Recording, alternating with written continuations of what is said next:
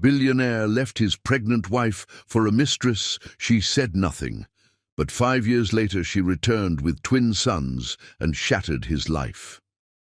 A great story, with a beautiful surprise in Chapter 9 for all of my beautiful family. Hi, my beautiful family. May the Most High wrap every woman in his endless mercy and crown her with grace.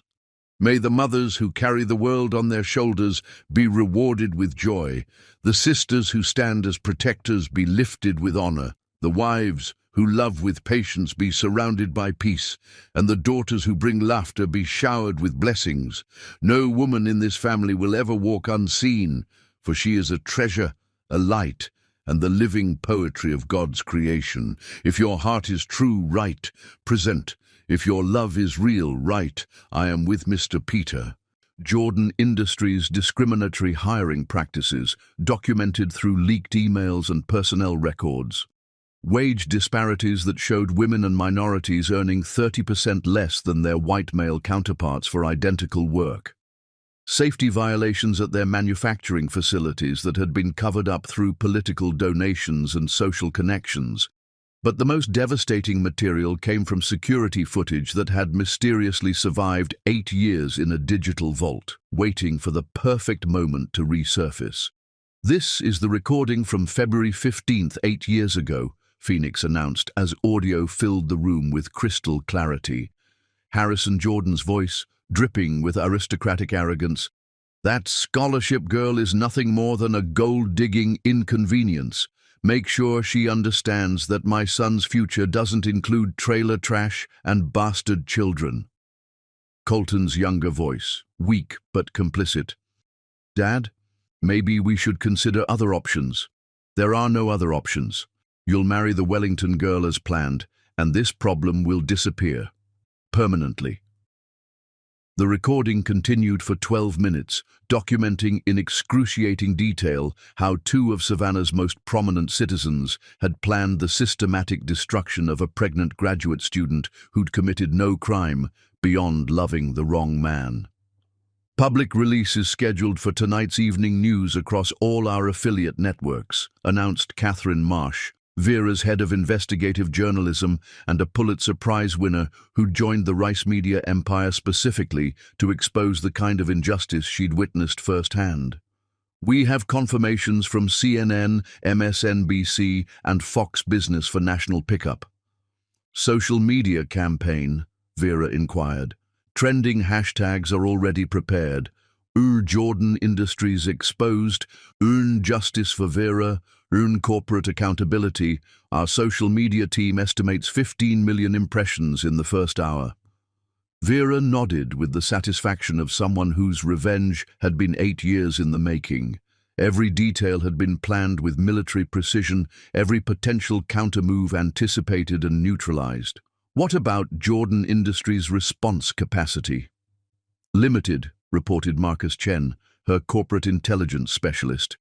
Their PR firm dropped them yesterday after rumors of the pending expose began circulating. Their legal team is focused on the estate foreclosure proceedings. They're fighting a war on multiple fronts without adequate resources. Perfect. Vera's smile could have cut glass. Initiate the campaign. Across the city, in Jordan Industries headquarters, Colton sat in his corner office, staring at financial reports that painted a picture of systematic collapse. 3 major clients had terminated contracts overnight, citing reputational concerns that his assistant couldn't explain. Stock prices were dropping steadily, and his board of directors had called an emergency meeting for tomorrow morning. His secretary's voice crackled over the intercom. "Mr. Jordan, there's a call from Channel 7 News. They're asking for comment on some kind of investigation." His phone exploded with notifications like a digital avalanche. Text messages from business associates, missed calls from investors, email alerts from news services, social media mentions climbing by the thousands. Every message carried the same ominous tone. "Have you seen the news?" But it wasn't just local coverage. His assistant's panicked voice crackled over the intercom. Sir, we're getting calls from CNN, Fox Business, MSNBC, The Wall Street Journal, Forbes, and the BBC. They're all asking for comment on the same story. He turned on the wall-mounted television just as every major news network began running identical lead stories simultaneously. A coordinated media blitz that could only have been orchestrated by someone with unlimited resources and 8 years of careful planning. Tonight at 6, an exclusive investigation into Jordan Industries reveals a pattern of discriminatory practices, safety violations, and corporate cover-ups spanning nearly a decade. But our most shocking discovery involves audio recordings from 8 years ago that expose how the company's leadership systematically destroyed the life of a pregnant employee who dared to inconvenience their family plans. The investigation wasn't just thorough, it was surgical. Every piece of evidence had been verified through multiple sources, every legal document authenticated by forensic experts, every witness interview conducted with the precision of a federal investigation. This wasn't journalism, this was warfare conducted through media channels. The audio played in its entirety, Harrison's voice filling Colton's office with the same casual cruelty that had haunted his nightmares for 8 years. But hearing their conversation broadcast to hundreds of thousands of viewers transformed private guilt into public shame. The woman who stepped out of the midnight blue sedan was nothing like the broken girl who had fled Willowbrook 6 years ago, but Holden Jet Brennan recognized the grace in her movements the instant she appeared across the town square. Serena Aurelia Langston stood before the Victorian house that had once been her prison, her spine straight as a queen's scepter, her dark skin luminous against the white silk blouse that spoke of success earned, not given. The September wind caught the hem of her tailored coat, and for a moment she looked like something from a dream, powerful, untouchable, and heartbreakingly beautiful. From his perch behind the tall windows of Willowbrook's century-old library, Holden set down the leather-bound volume he'd been repairing and simply watched. 6 years. 6 years since Alaric Vaughan had shattered her world with his cruelty, leaving her pregnant and abandoned while he chased after his secretary like some pathetic cliché. 6 years since Serena had vanished into the night with nothing but the clothes on her back and tears that had fallen like rain on the library steps, the last place she'd come before disappearing forever. Or so they'd all thought. Now she was back, and everything about her whispered of transformation. Gone was the uncertain young woman who used to apologize for taking up space. The Serena, standing across the square, moved with the quiet confidence of someone who had walked through fire and emerged as steel wrapped in silk. A soft sound from the sedan drew Holden's attention. 2 small figures stirred in the back seat. Twin boys with sleep-tousled hair and faces that made Holden's breath catch in his throat. Even from this distance, even through the filter of car windows and fading daylight, there was no mistaking those eyes. Steel blue, sharp as winter sky, unmistakably Vaughan eyes. The boys appeared to be about 5 years old, the right age if she'd been 6 months pregnant when she left 6 years ago. The children of the man who had destroyed their mother's faith in love. Serena opened the rear door with infinite gentleness, her voice carrying across the quiet square as she murmured to her sons, "We're home, little eagles. Time to wake up." "Mama?" The smaller of the 2 boys rubbed his eyes with tiny fists. "Is this where we're going to live now?" "Yes, Kajika." Her voice held notes Holden had never heard before, maternal warmth layered over unshakable strength. "This is where we belong." The second child, slightly taller and with an air of fierce protectiveness despite his tender age, climbed out and immediately moved to his brother's side. "It looks like the house from the fairy tale book, Mama, the one where the princess finds her true home." "Exactly like that, Bodaway." Serena knelt to their level, smoothing their hair with hands that trembled only slightly. "And just like in that story, we're going to make everything beautiful again." Holden's chest tightened as he watched the tender exchange.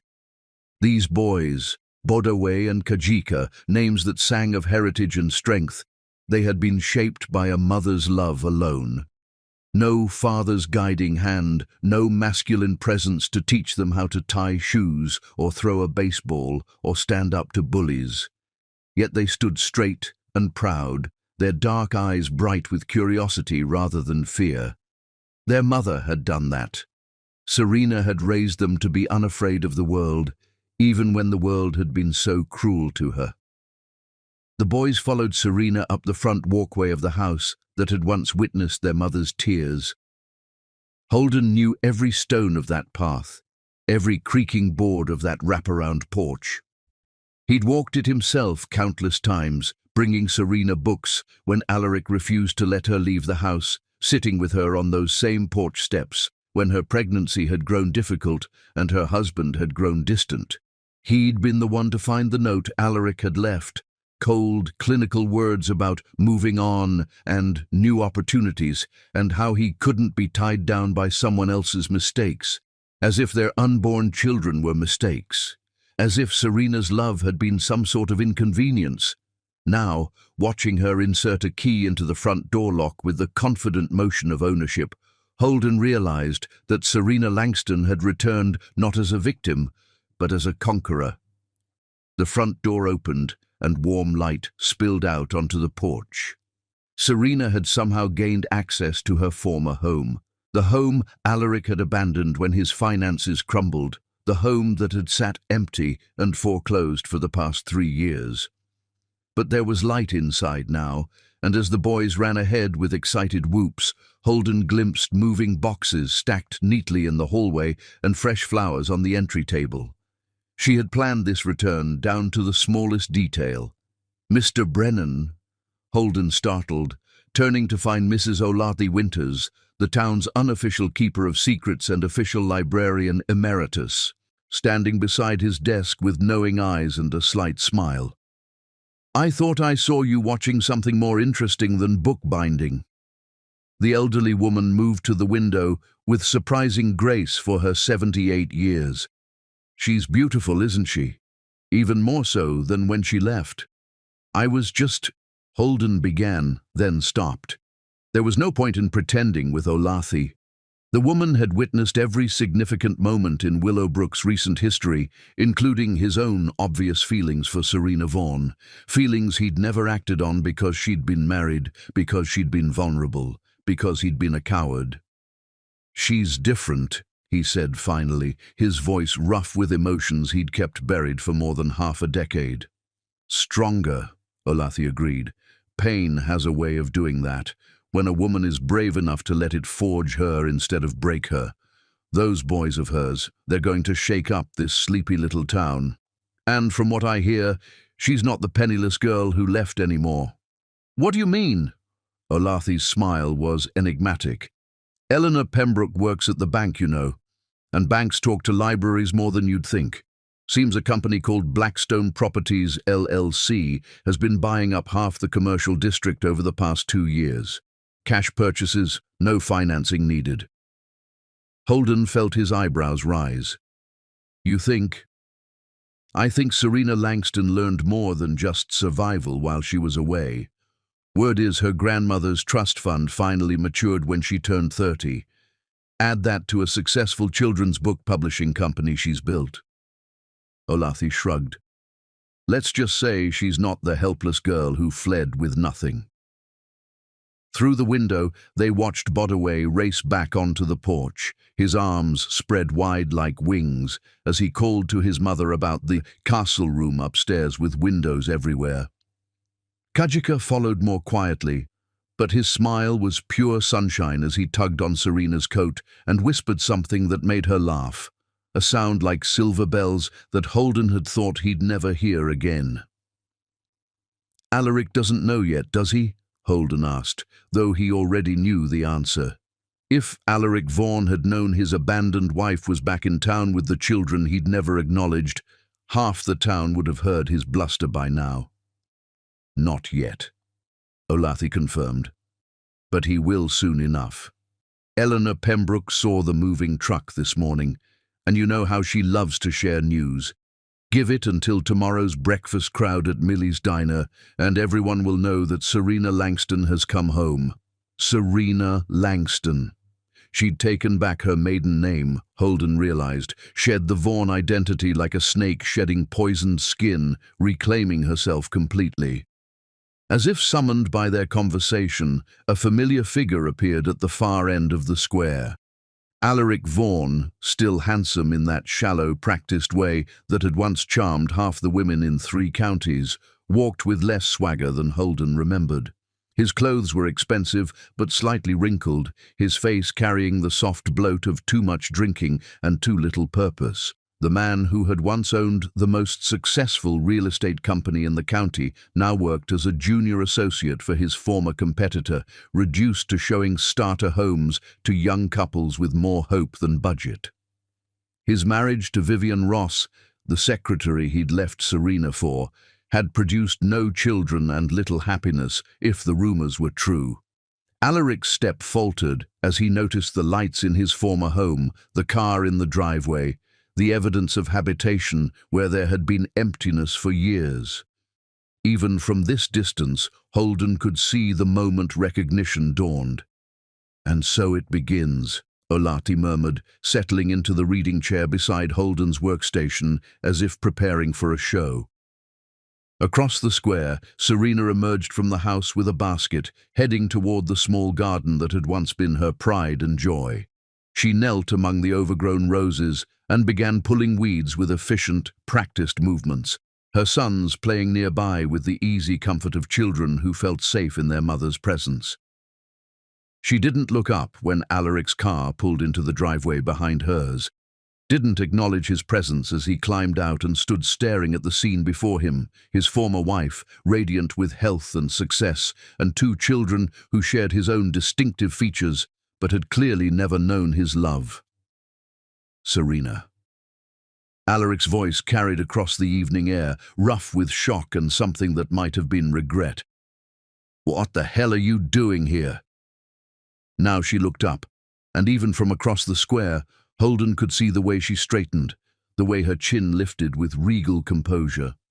When she spoke, her voice was calm, controlled, utterly without the tremor of fear that had once marked her interactions with this man. "I'm coming home, Alaric. With my children." The words hung in the air like a gauntlet thrown, and Holden found himself holding his breath as he waited for what would come next.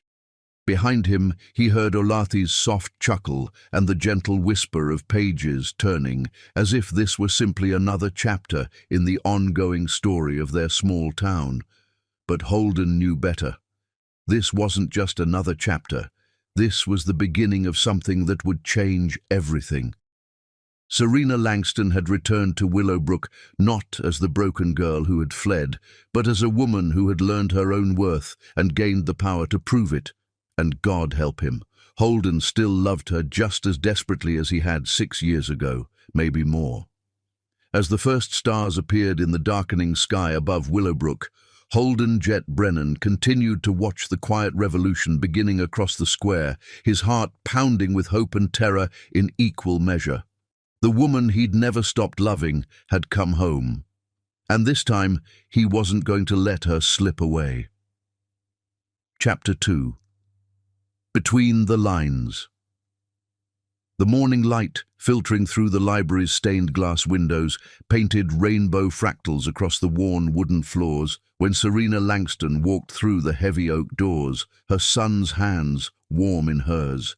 "Mama, it smells like magic in here," Bodaway whispered, his steel-blue eyes wide as he took in the towering shelves that stretched toward cathedral ceilings, the rolling ladders that promised adventure, the cozy reading nooks tucked between ancient volumes like secrets waiting to be discovered.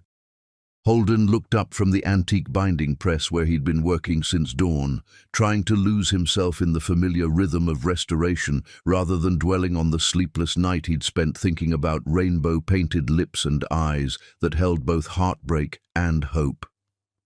The sight of Serena in his sanctuary, their sanctuary really, since she'd spent countless hours here during her marriage, sent electricity racing through his veins. She wore a simple cream sweater that somehow looked like couture against her luminous dark skin, paired with jeans that suggested both comfort and confidence. But it was the way she moved that stole his breath. No longer the hesitant steps of a woman walking on eggshells, but the fluid grace of someone who had learned to trust her own strength. "Mr. Brennan?" Kajika's voice was softer than his brother's, carrying the careful politeness of a child who had learned early that adults weren't always safe. "Mama says you take care of hurt books and make them beautiful again." Holden's heart clenched at the formal address, but he knelt to the boy's level, bringing himself down to their world. "I do. Would you like to see how?" The twins exchanged a look, one of those wordless communications that only siblings shared, before Bodaway stepped forward with characteristic boldness. "Can you really fix any book, even ones that are really, really broken?" "Especially those," Holden said softly, his eyes finding Serena's over her sons' heads. "Sometimes the most damaged stories become the most beautiful when they're given the right care." Serena's breath caught audibly, and Holden wondered if she understood the deeper meaning in his words, if she could see that he wasn't just talking about books anymore. "Boys," she said, her voice slightly unsteady, "why don't you explore the children's section while Mama talks to Mr. Brennan about some research I need to do?" Kajika's hand found his brother's immediately, and together they ventured toward the corner where picture books created a colorful fortress of possibility. Holden watched them go, noting how they moved as a unit, protecting each other instinctively. "They're remarkable," he said quietly, turning back to find Serena watching her sons with fierce maternal pride. "They've had to be." The words carried weight, 6 years of struggle and sacrifice compressed into 4 syllables. Then she seemed to shake herself, straightening into the composed woman who had faced down Alaric's shock with regal calm. "I need to research property records, Holden, deeds, transfers, anything public record for the Ashworth estate and several downtown buildings." The Ashworth estate, the crown jewel of Willowbrook real estate, a sprawling Victorian mansion that had sat empty since old Mrs. Ashworth passed 3 years ago. Holden felt his eyebrows rise. "Planning to buy?" he asked, though something in her expression suggested she was far beyond the planning stage. "Already have." The smile that curved her lips was pure satisfaction. "Among other things." Before Holden could ask what other things she meant, she was already moving toward the research section, her heels clicking a confident rhythm on the hardwood floors. He followed, mesmerized by the sway of her hips, the proud set of her shoulders, the way she seemed to own every space she entered. She settled at the mahogany research table that had been her favorite spot during her marriage, spreading out a leather portfolio with the efficiency of someone who had learned to make every moment count. Holden pulled the requested records, his fingers brushing hers as he set them down. The contact sent sparks shooting up his arm, and from the way her breath hitched, he knew she felt it too. "Holden," she began, then stopped, her fingers tightening on the edge of a deed transfer document. "I need you to know, when I left 6 years ago, it wasn't because I wanted to. It was because I had to. For them." She gestured toward where Bodaway was dramatically reading a picture book to his brother, complete with different voices for each character. "I know," he said simply. "I found the note Alaric left." Her head snapped up, eyes wide with surprise and something that might have been shame. "You read it?" "Someone had to clean out the house when the bank foreclosed. I kept some things I hoped, you might want someday." He paused, studying her face. "Including something you left behind here, in the reading nook by the poetry section." Understanding dawned in her expression, followed quickly by embarrassment. "My journal. God, I'd forgotten. The night before I left, I came here to say goodbye to the only place that had ever felt safe. I must have dropped it when—" She didn't finish the sentence, but Holden remembered that night. He'd found her sobbing in the corner where she used to curl up with worn copies of Maya Angelou and Langston Hughes, her pregnant belly making the position awkward, but her need for comfort overriding physical discomfort. "I've kept it safe," he said gently, "restored the binding where it was damaged, preserved the pages. Your words, they deserved to survive." Tears gathered in her eyes, threatening to spill over. "You read them, only enough to know they were poetry. Beautiful poetry." He reached across the table and covered her hand with his. "I would never violate your privacy like that, Serena, but I couldn't let your words be lost." For a moment they sat in silence, his pale hand covering her darker one, both of them breathing carefully around the electricity that arced between them.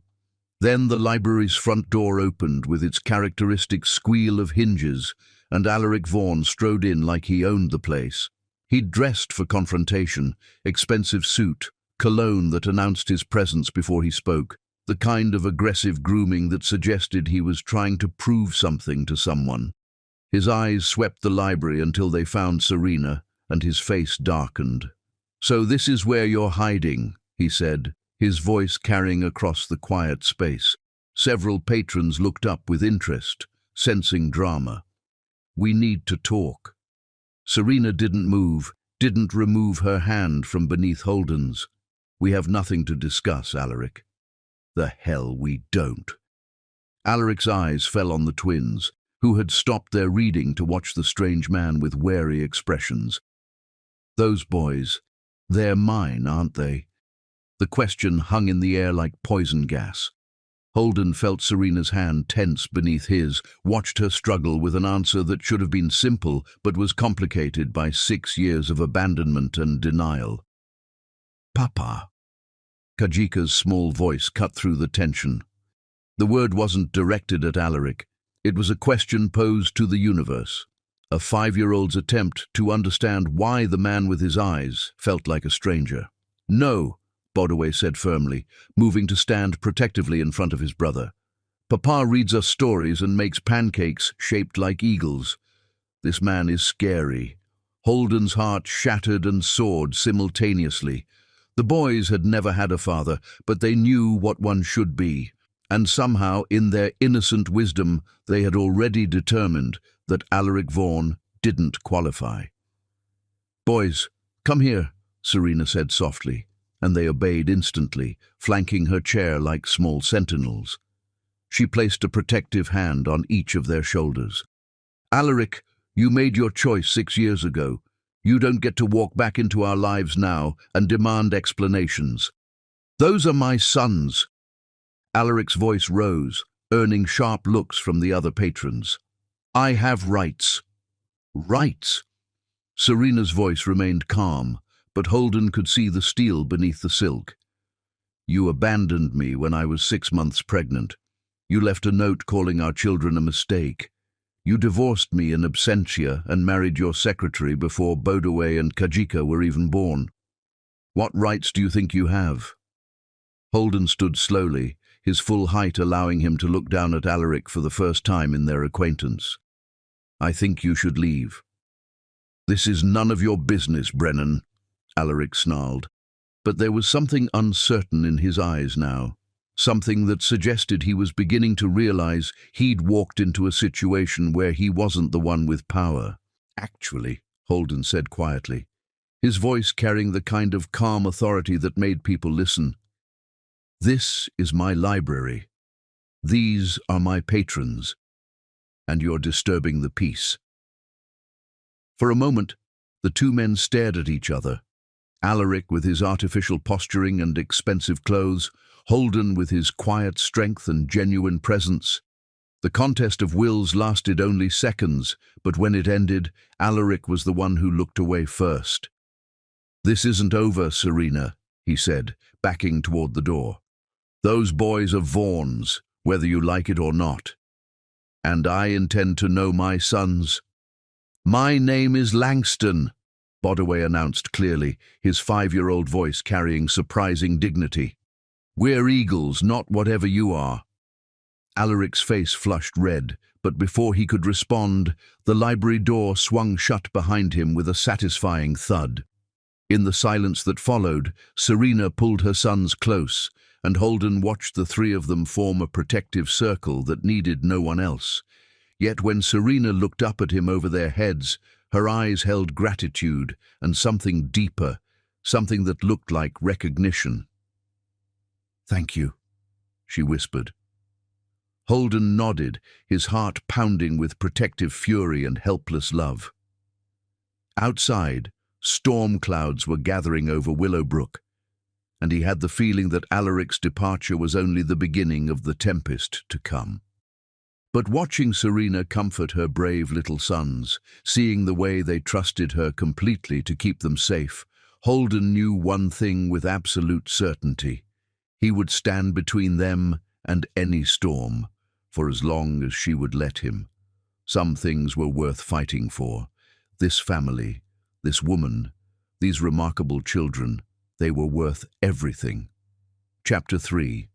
Threads of the Past. The antique Steinway piano arrived on a Tuesday morning, carried by 4 careful men who handled the ebony instrument like it held the secrets of the universe. Tallulah Winters watched from her friend's front porch as they maneuvered the piano through the Ashworth Estate's front door, her knowing smile growing wider with each careful step. She'd driven up from Boston the moment Serena had called, abandoning her law practice for 3 days to witness what she privately called the most elegant revenge in modern history. "Your grandmother's piano," she murmured as Serena joined her on the wraparound porch, coffee steaming between their hands. "I remember when Alaric made you sell it to pay for his business expansion." "Made is a generous term," Serena replied, her voice carrying the kind of steel that came from years of hard-earned wisdom. "Manipulated, guilted, and emotionally blackmailed would be more accurate. He knew exactly how much that piano meant to me."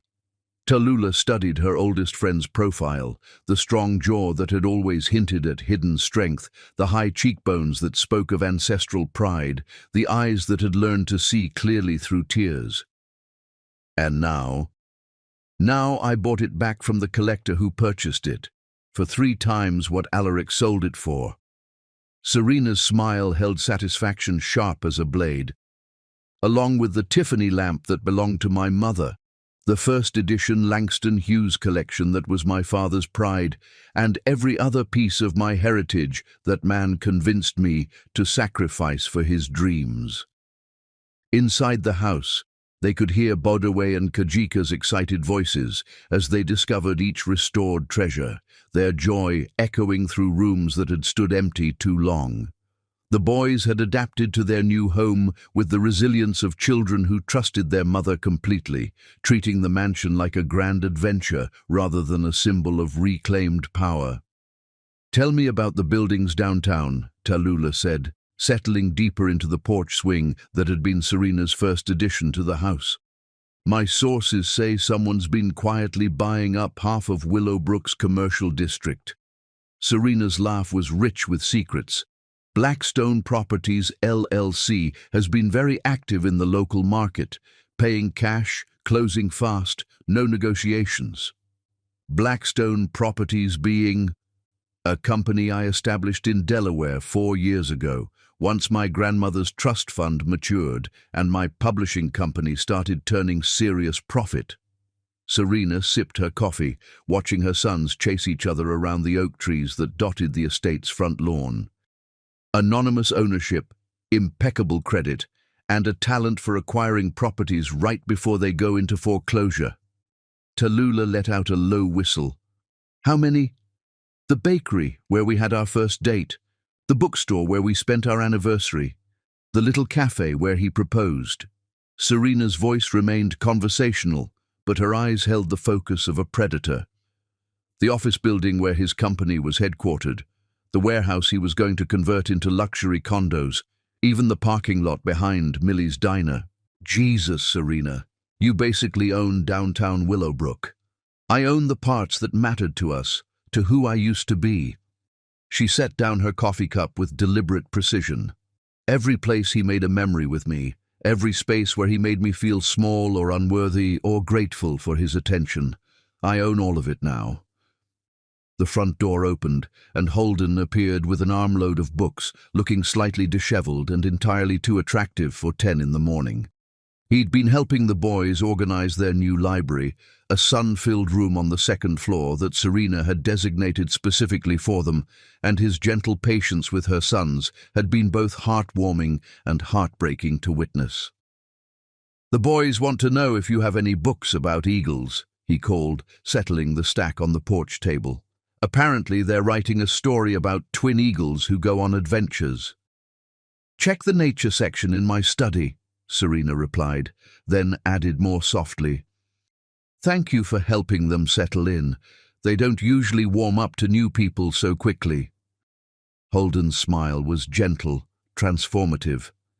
"They're remarkable children, curious, kind, protective of each other.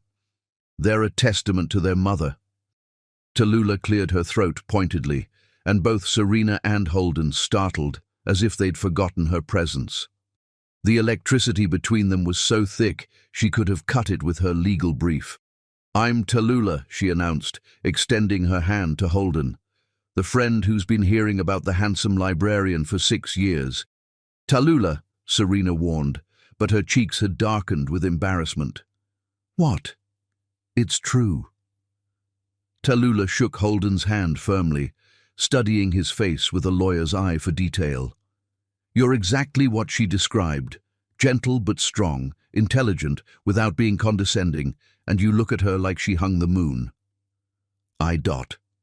Holden glanced at Serena, his expression uncertain. "I should probably check on the boys."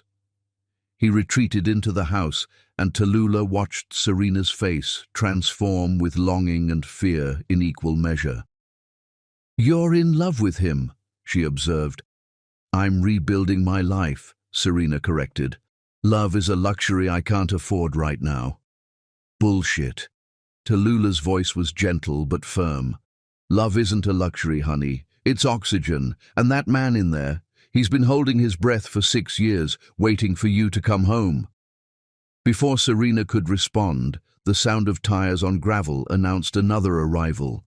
A silver BMW pulled into the circular drive, and Vivian Vaughn stepped out like she was walking a red carpet.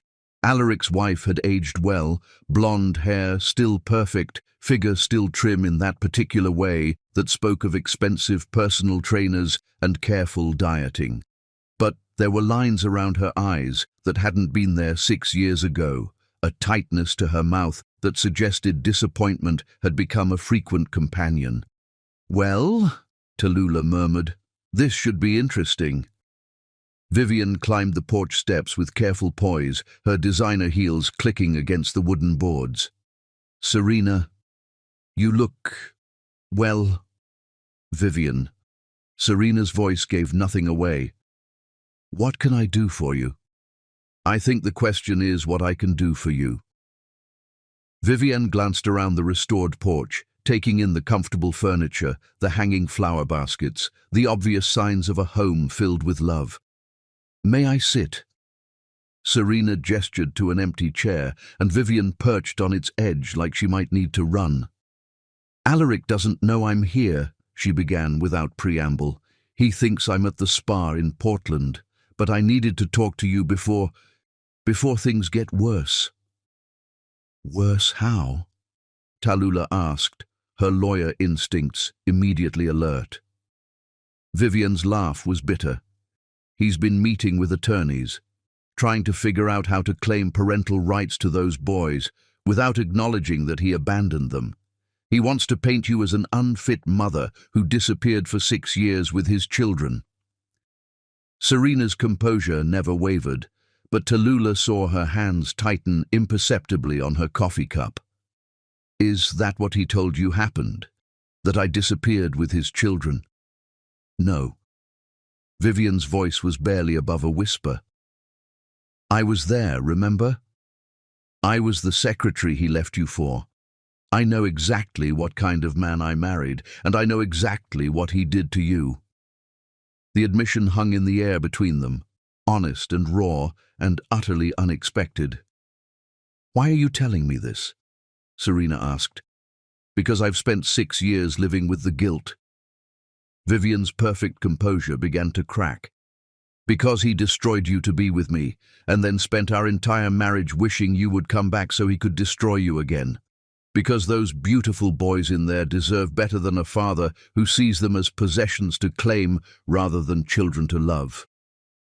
Through the open windows, they could hear Bodaway's voice reading to his brother, practicing the story they were writing about brave eagles who protected each other no matter what. The innocent sound seemed to strengthen Vivian's resolve. "He's planning to file for emergency custody next week," she continued, "claiming you're an unstable influence who kept his children from him. He wants to use your financial success against you, paint you as some kind of calculating manipulator who's trying to buy your way back into respectability." "Let him try," Tallulah said grimly. "I'd love to cross-examine him about abandoning a pregnant wife." "There's more." Vivian looked directly at Serena now, her blue eyes bright with unshed tears. "He knows about the properties you've been buying.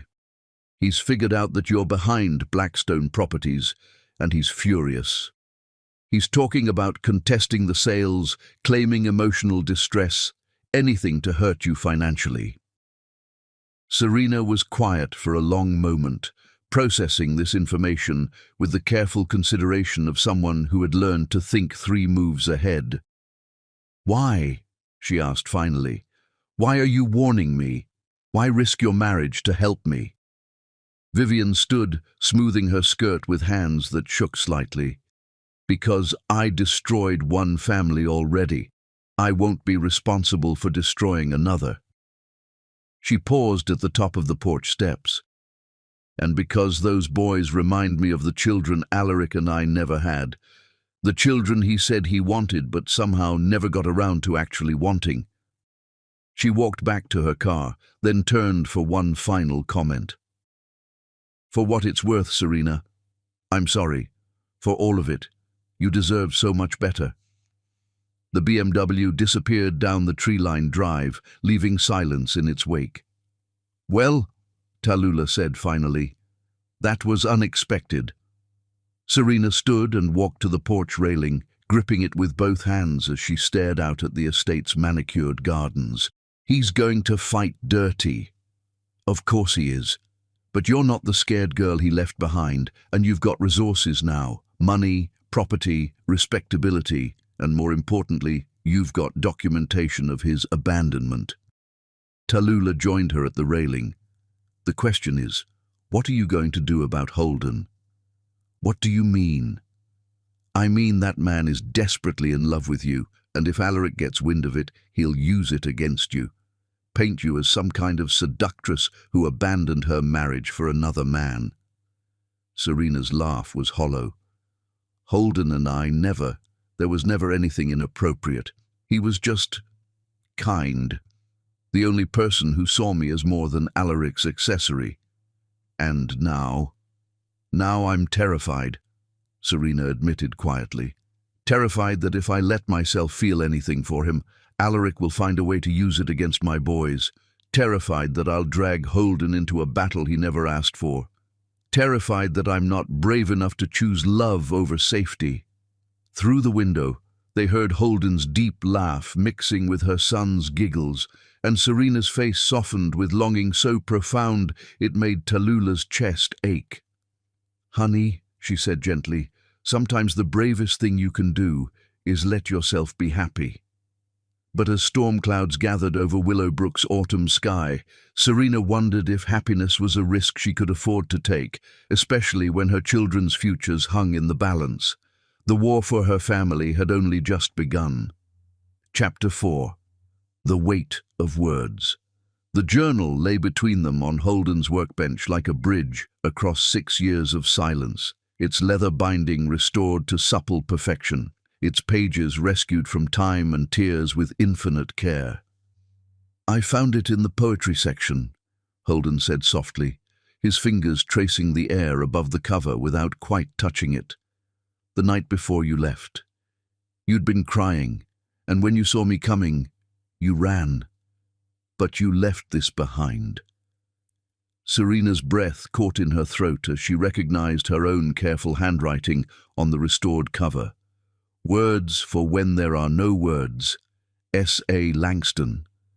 The girl who had written that title felt like a stranger now, hopeful, naive, still believing that love could conquer all obstacles.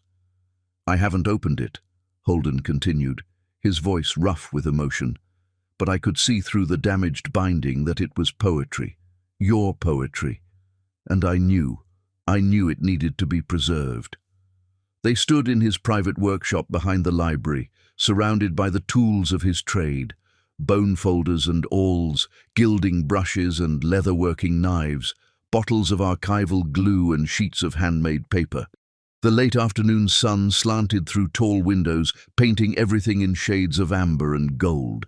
Serena reached for the journal with trembling fingers, feeling the weight of her younger self's dreams and despair. "I thought I'd lost it forever." "Some things are too important to lose," Holden said quietly, and she knew he wasn't just talking about books anymore. She opened to a random page, and her own words stared back at her in blue ink faded to the color of twilight. "I am learning the difference between love that lifts and love that lowers. One teaches you to fly, the other clips your wings and calls it protection."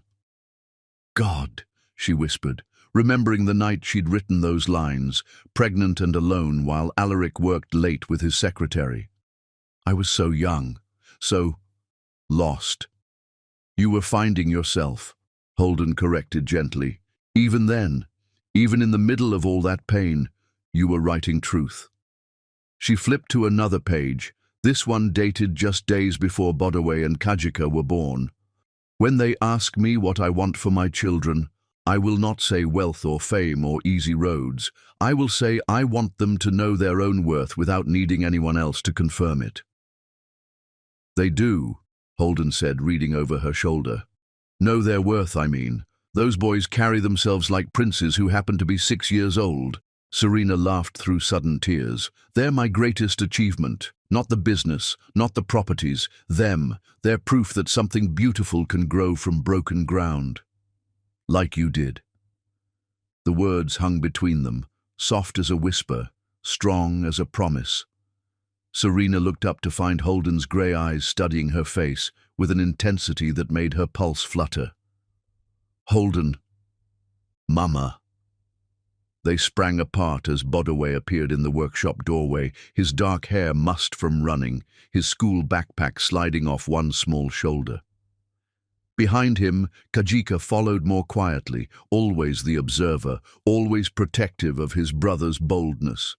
"Hey, little eagle," Serena said, quickly closing the journal and moving to embrace her son. "How was your second week at Willowbrook Elementary?" "It was good," Bodaway said, but there was something uncertain in his voice. "The teacher is nice, and the other kids are okay, but..." "But what?" Kajika stepped forward, slipping his hand into his mother's. "Some of the kids asked why we have different last names than our daddy." Serena's heart clenched. "What did you tell them?" "That we don't have a daddy," Bodaway said matter-of-factly. "We have you, and that's enough. But then Tyler Morrison said everybody has a daddy somewhere, and that if ours didn't want us, there must be something wrong with us." The casual cruelty of children's honesty hit Serena like a physical blow. She knelt to her son's level, pulling them both close. "Listen to me," she said fiercely. "There is nothing wrong with you. Nothing. You are perfect and beautiful and loved beyond measure. Sometimes adults make choices that have nothing to do with the children they hurt. That's not about you. That's about them." "But why?" Kajika's small voice was barely above a whisper. "Why doesn't he want to know us?" Before Serena could answer, Holden spoke from behind her. "Can I tell you boys a story?" Both children looked at him with the kind of trust that came from hours spent reading together, from patient answers to endless questions, from a man who never seemed too busy for their curiosity. "There's a Cherokee legend," Holden began, settling cross-legged on the workshop floor so he was at their eye level, about twin eagles who were born in a nest high on a mountain. Their father was the strongest eagle in the sky, but he was also proud and selfish.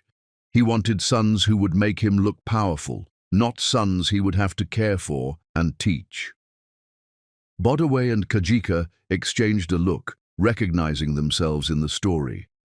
When the twin eagles were still small, their father flew away to find a newer, prettier nest with a different mate. He told himself that his sons weren't strong enough to be worth his time. "That's sad," Kajika whispered. "It was," Holden agreed. "But here's the thing about eagles. They're born knowing how to soar. The twin eagles didn't need their father to teach them to fly.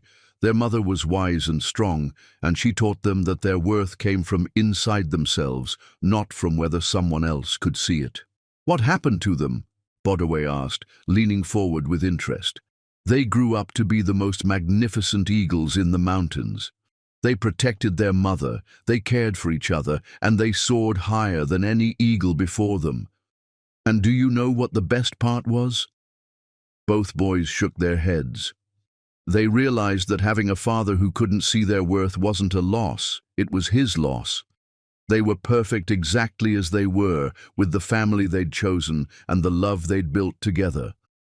Serena felt tears slip down her cheeks as she watched her sons process this wisdom, saw understanding dawn in their young faces. "Are we like the twin eagles?" Kajika asked. "Exactly like them," Holden said softly. "Strong and brave and perfect, with a mother who would move mountains to protect you. And you're like the wise owl who helps them," Bodaway announced with the decisive logic of childhood. "You tell good stories and fix hurt things and make Mama smile." Holden's eyes found Serena's over their children's heads, and the longing there was so intense it took her breath away. "I would like that very much," he said quietly, "being part of your story." Before Serena could respond to the weight of that statement, the workshop door burst open and Alaric Vaughan stood framed in the doorway, his face flushed with anger and alcohol. "There you are," he slurred, pointing an accusatory finger at the boys. "My sons, hidden away with this nobody while their real father—" "Get out," Serena said sharply, rising to her feet and moving protectively in front of her children. "You have no right to be here." "I have every right," Alaric's voice rose to a shout. "Those are my boys, my blood, and I won't have them raised by some librarian who thinks he can play daddy." Bodaway stepped forward with surprising courage, his 6-year-old frame vibrating with protective fury. "He doesn't play daddy. He is our daddy. He reads to us and helps with our stories and knows how to make pancakes that look like eagles. You're just the mean man who yells at Mama." Alaric's face darkened with rage, and he took a menacing step toward the child. "You little brat, I'll teach you some respect."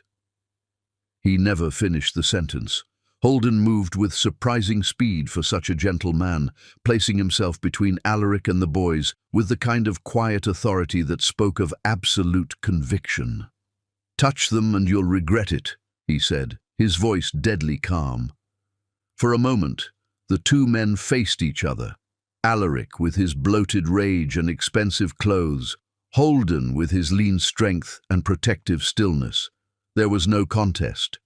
Alaric might have had the advantage of size and aggression, but Holden had something more powerful, the absolute certainty that he was protecting something precious.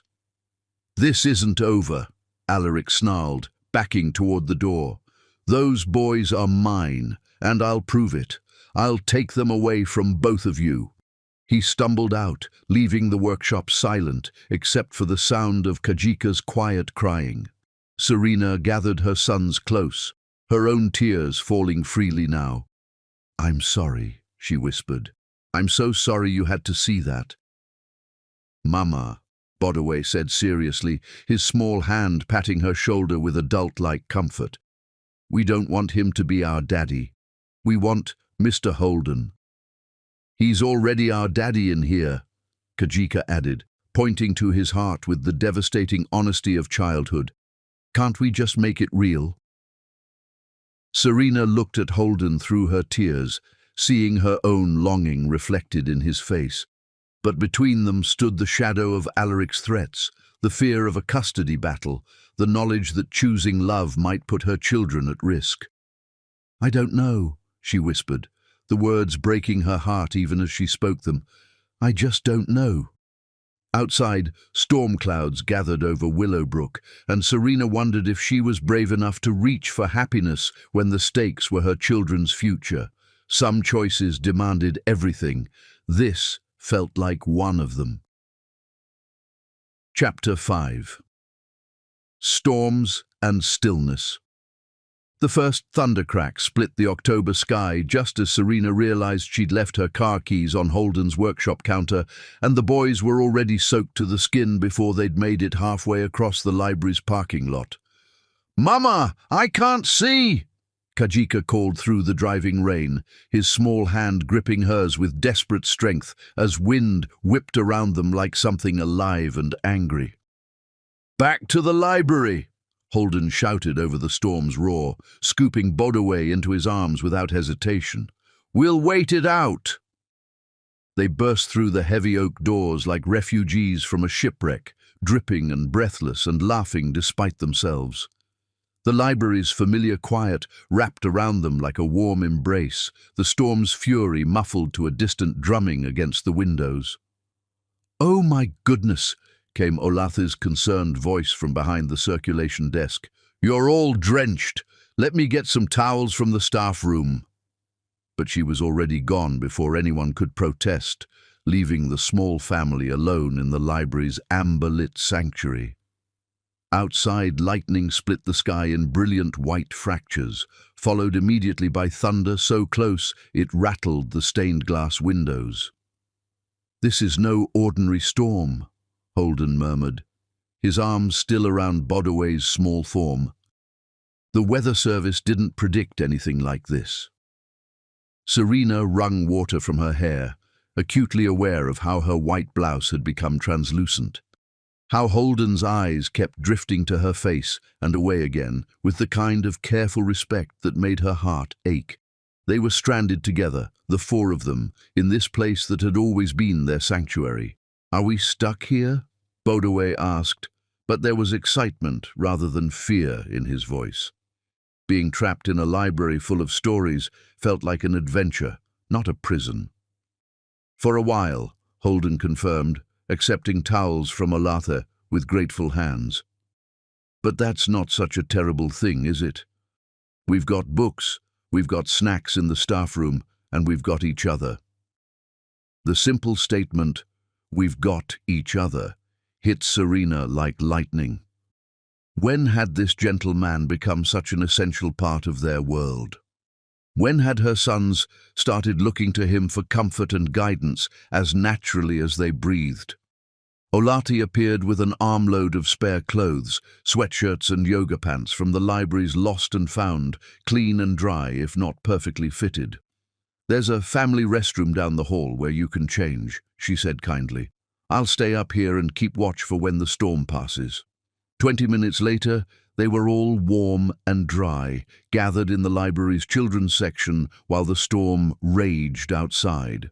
Holden had somehow managed to look dignified, even in a too-small sweatshirt that read, "Willowbrook Tigers Soccer Mom," while Serena wore an oversized hoodie that fell to her knees.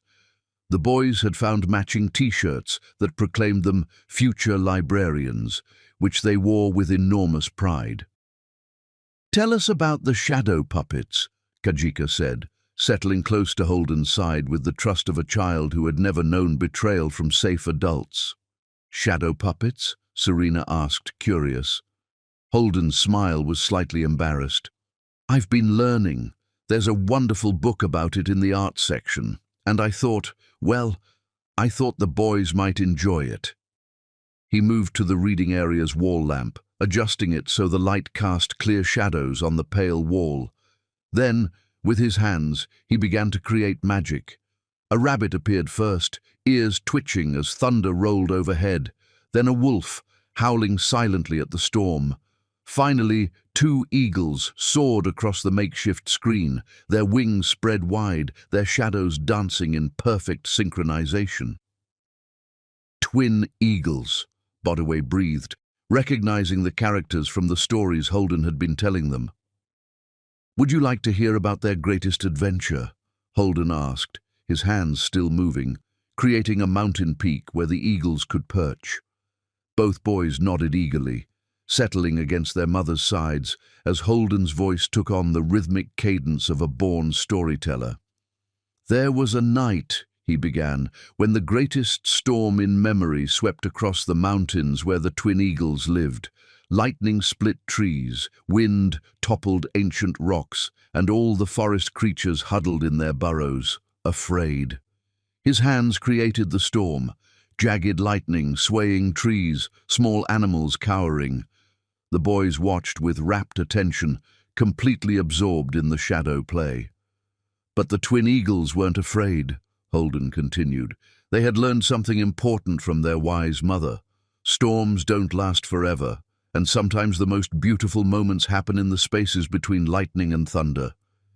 Serena found herself as mesmerized as her sons, watching Holden's profile in the lamplight, seeing the concentration and joy on his face as he wove magic from nothing but light and shadow and the movement of his hands.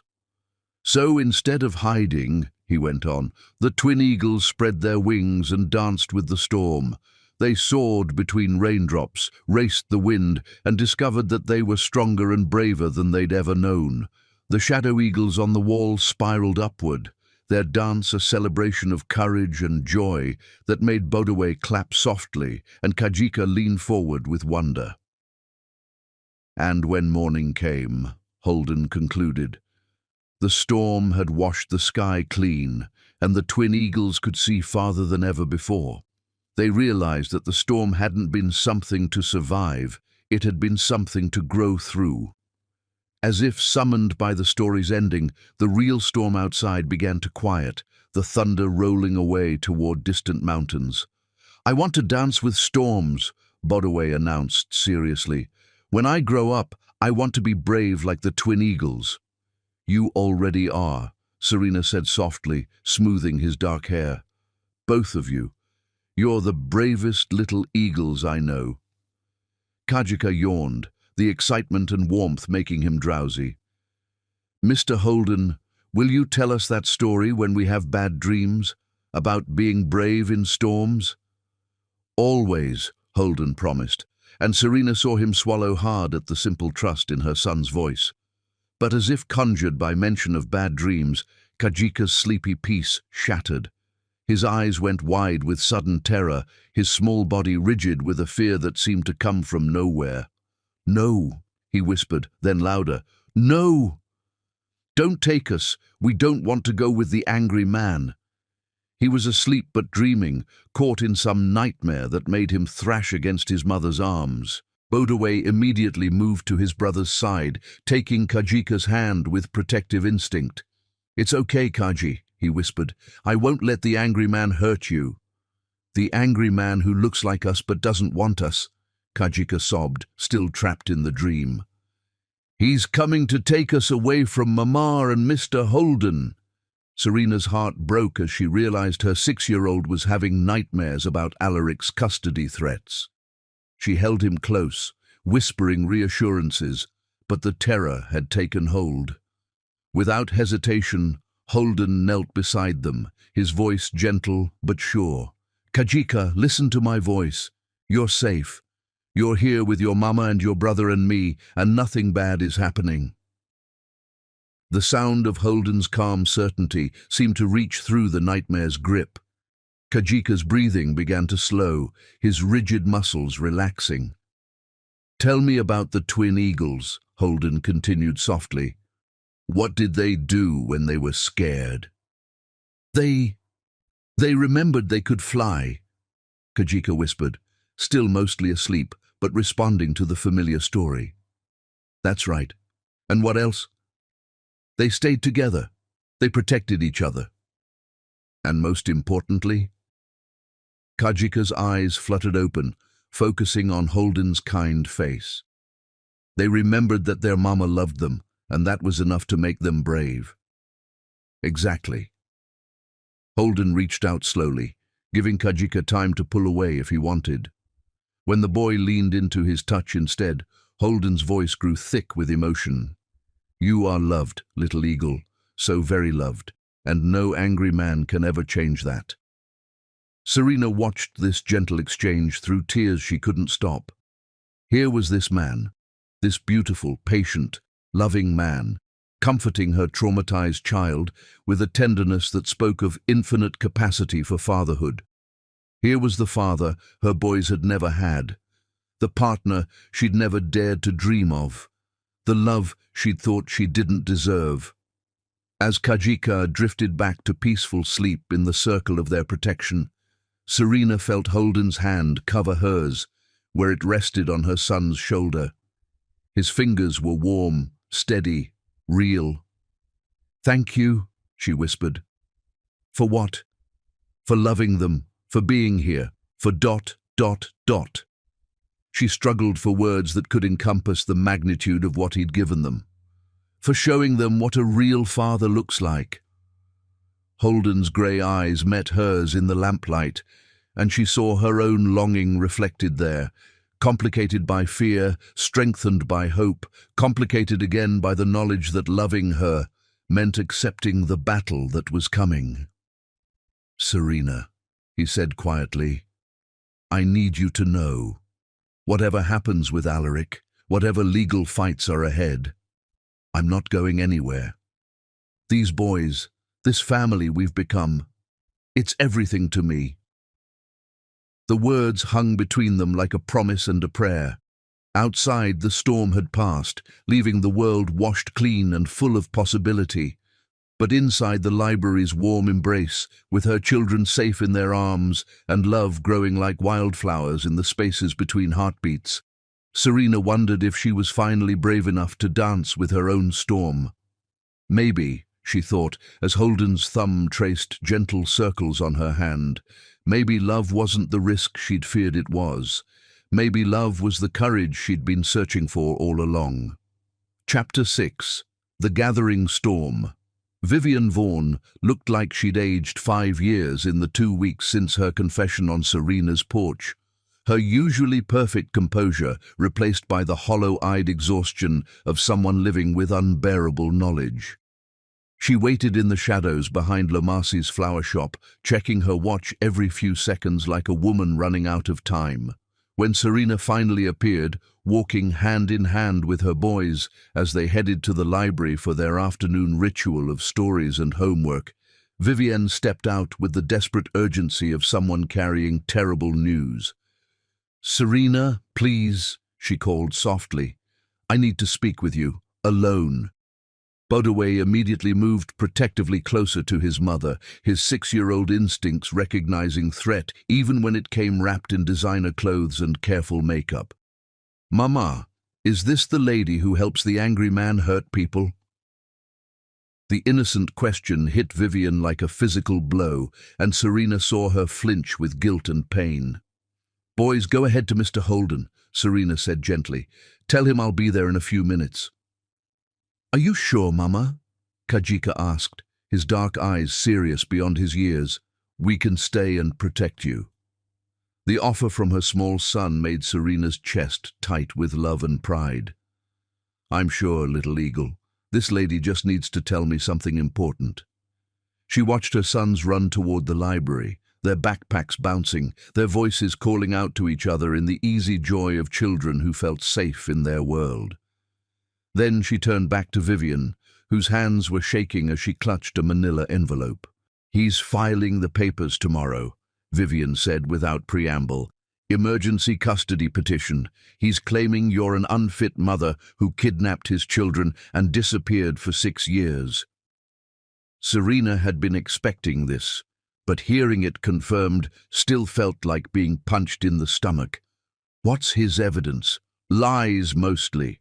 But lies told by expensive lawyers in expensive suits to judges who don't know you. Vivian held out the envelope with trembling fingers. "I copied everything. His legal strategy, the private investigator's report, the character witnesses he's lined up. Character witnesses. Serena took the envelope, noting how its weight seemed to contain the power to destroy everything she'd built. People who'll testify that you were unstable during your marriage, that you had emotional problems, that you were jealous and possessive and made threats. I know. Vivian's voice cracked. I was there, remember? I saw how he treated you, how he isolated you, how he made you believe you were crazy for questioning his lies. But these people, they only saw what he wanted them to see. The times you cried at dinner parties, the times you seemed withdrawn or anxious. They'll paint it as mental instability. Serena opened the envelope with steady hands, though her heart was racing.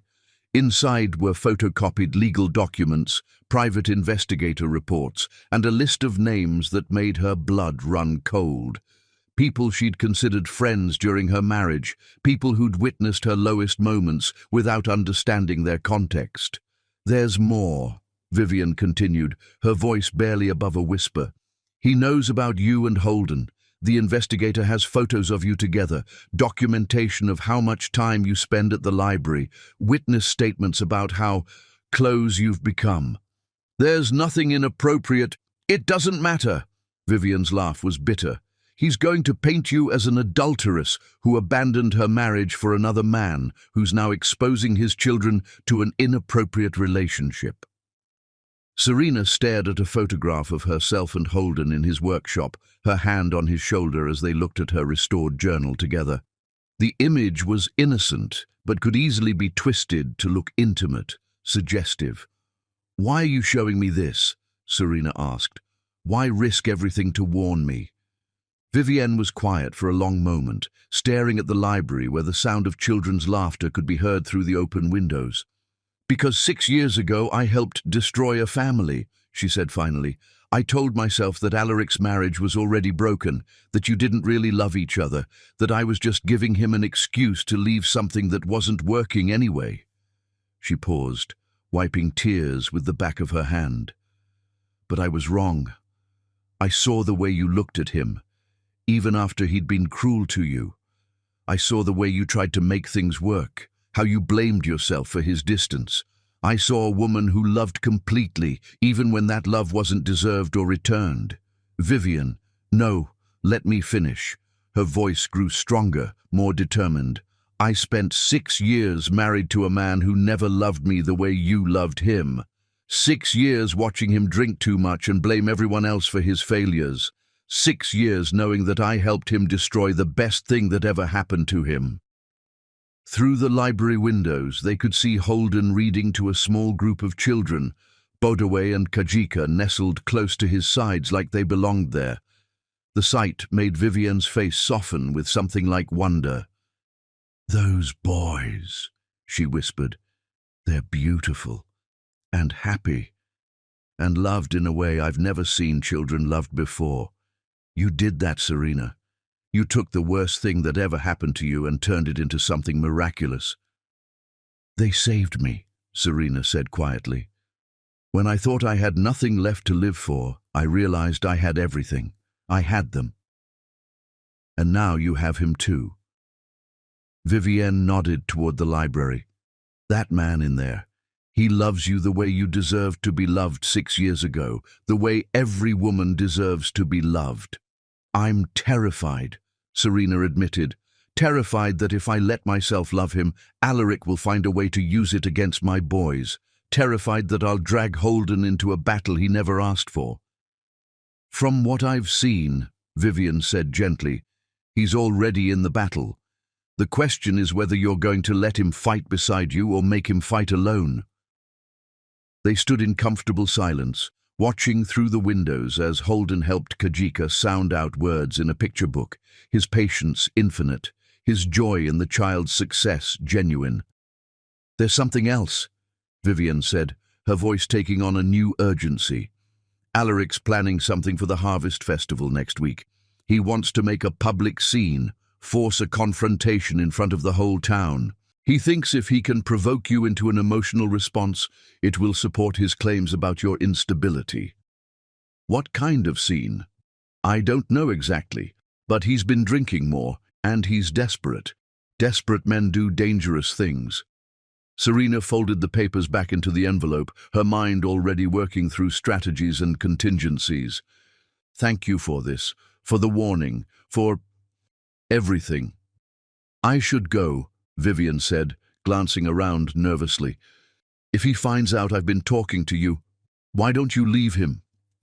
The question hung between them, honest and direct. Vivian's laugh was hollow. And go where? Do what?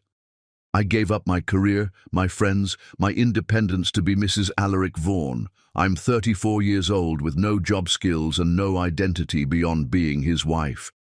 She paused, looking at Serena with something like envy. You were braver than I am. You left with nothing and built everything.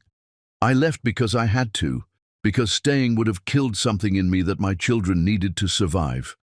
Maybe, Vivian said quietly. Maybe I need to find something in me that deserves to survive too. She walked away without another word, leaving Serena standing alone with the weight of knowledge and the terrible clarity of what was coming. Inside the library, she found Holden reading with her sons, the three of them arranged on the old leather couch like a family portrait of everything she'd ever wanted. The sight made her chest tight with love and fear in equal measure.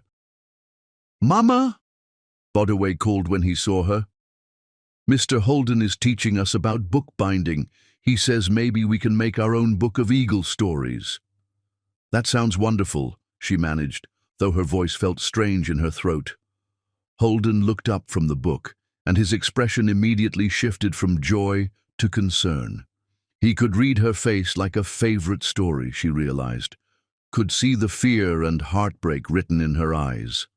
"Boys," he said gently, "why don't you pick out some books to take home? Your mama and I need to talk for a minute." They scattered toward the children's section with the eager efficiency of children who'd been given permission to choose treasures. Once they were out of earshot, Holden stood and moved toward her with the kind of careful concern that made her heart ache. "What's wrong?" She handed him the envelope without a word, watching his face as he scanned the contents. She saw the moment he understood the scope of what they were facing, saw his jaw tighten, his eyes harden with protective fury. "These photos," he said quietly, "they make it look like we're—" "I know. But we've never even—" He stopped, color rising in his cheeks. "I would never do anything to compromise you or the boys." "I know that too." They stood facing each other in the golden afternoon light, the weight of unspoken feelings and impossible choices heavy between them. Serena could see her own longing reflected in his eyes, complicated by fear and determination, and the terrible knowledge that loving each other might be the very thing that destroyed her family. "Maybe," she whispered, "maybe we should stop seeing each other until after the custody hearing, to protect—" "No." The word came out sharper than he'd intended, and he softened his voice immediately. "No, Serena. I won't let him drive us apart with threats and manipulation. That's exactly what he wants." "But if it costs me my boys—" Holden stepped closer, his hands hovering near her face like he wanted to touch her, but didn't dare. "Those boys love you more than life itself. Any judge with eyes can see that. And they love me too, not because I'm trying to replace their father, but because I love them back. I love them, and I love you, and I won't apologize for that."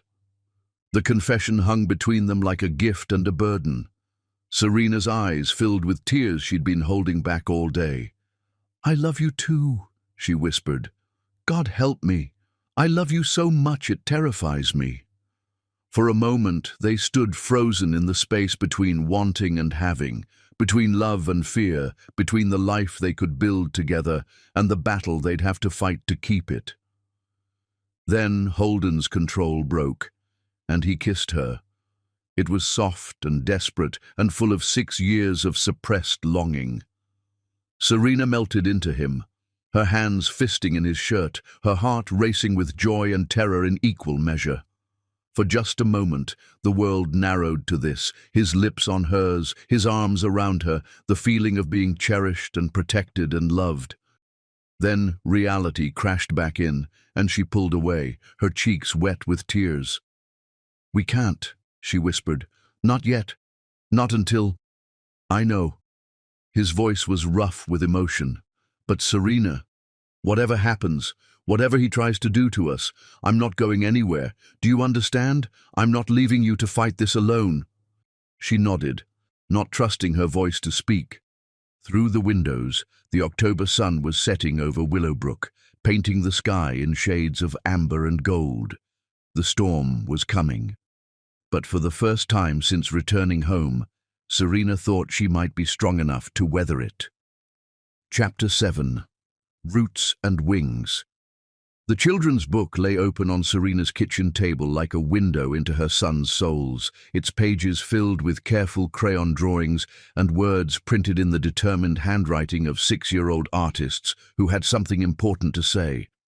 "Once upon a time," Bodaway read aloud, his finger following each word, "there were twin ravens who thought they were ugly because they were different from all the other birds."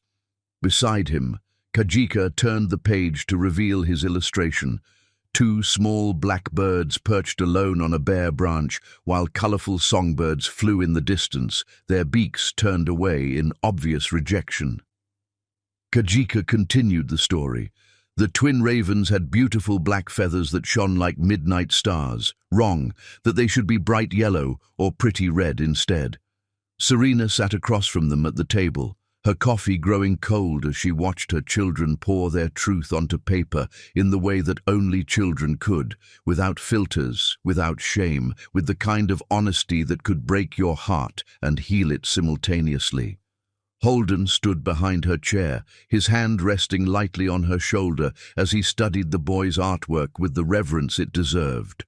They'd been working on this book for the past week, ever since hearing about Willowbrook Elementary's annual Harvest Festival arts competition, and what had started as a simple school project had become something much deeper. "Turn the page, Bodaway," Tallulah encouraged from her spot at the kitchen island, where she was supposedly reviewing legal documents, but had become completely absorbed in the story. "I need to know what happens next." Bodaway grinned and flipped to a new illustration, the twin ravens flying toward a wise owl perched in an ancient oak tree, her eyes kind and knowing. "One day," he read, "the twin ravens met a very wise owl who told them something important. She said that being different wasn't wrong, it was what made them special. She said their black feathers weren't ugly, they were beautiful in their own way." "And strong," Kajika added, pointing to his drawing of the owl. "The wise owl said ravens were some of the smartest birds in the forest, and that their mama had chosen their colors because black was powerful and important." Serena felt tears gathering in her eyes as she recognized the metaphor her children had created. The wise owl looked remarkably like Mrs. Olathe, the librarian emeritus who had become their unofficial grandmother, offering stories and cookies and the kind of unconditional acceptance that helped children believe in their own worth. "What did the twin ravens do then?" Holden asked softly, his fingers tightening slightly on Serena's shoulder. Kajika turned another page, revealing a picture that made everyone at the table catch their breath. The twin ravens were soaring high above a forest, their wings spread wide, their black feathers gleaming with hidden rainbows. Below them, other birds looked up in wonder and admiration. "They learned to fly high," Kajika said proudly, "higher than any of the other birds, and when they did, everyone could see how beautiful they really were." The end. "Oh, my darlings," Serena whispered, pulling both boys into her arms. "That's the most beautiful story I've ever heard." "It's about us," Bodaway explained seriously. "We're the twin ravens, and you're the mama raven who taught us to fly, and Mr. Holden is like the wise owl who tells us we're special." Holden's breath caught audibly at being included in their story, and when Serena looked up at him, she saw his eyes bright with unshed tears. "Can we enter it in the contest?" Kajika asked. "Mrs. Patterson said we could if we want to."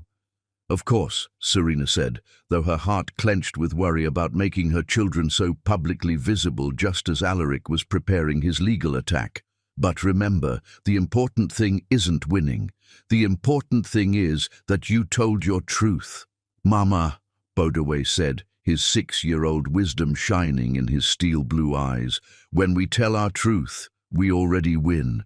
Because truth makes you free, right?" The simple statement hit everyone at the table with the force of revelation. Out of the mouths of babes, Serena thought, came the kind of clarity that adults spent lifetimes seeking. "Right," she whispered, kissing the top of his head. "Truth makes you free." But even as she spoke the words, Serena felt the weight of approaching storm clouds. Tomorrow was the harvest festival, and Vivian's warning about Alaric's planned confrontation echoed in her mind like a threat. She'd spent the past week consulting with lawyers, preparing for the custody hearing and trying to shield her children from the worst of her fears. Now, looking at their beautiful book, this testament to resilience and self-worth that they'd created together, she realized they were stronger than she'd known. All of them. "You know what?" she said suddenly, her voice gaining strength and determination. "Let's practice presenting your book. The festival is tomorrow, and I want everyone to hear your story exactly the way you want to tell it." For the next hour, they transformed the kitchen into a presentation space. Holden helped the boys set up a makeshift reading area, while Tallulah and Serena played the role of audience. The twins took turns reading pages, their voices growing more confident with each repetition, their pride in their work evident in every gesture. "And the moral of the story," Bodaway concluded with the dramatic flair of a born performer, "is that being different is beautiful, and you don't need anyone else to tell you you're worth loving." "Because you already are," Kajika added quietly. "You always were." The kitchen fell silent, except for the sound of Tallulah sniffling and Holden clearing his throat roughly. Even practiced in the safety of their own home, the story carried power that took everyone's breath away.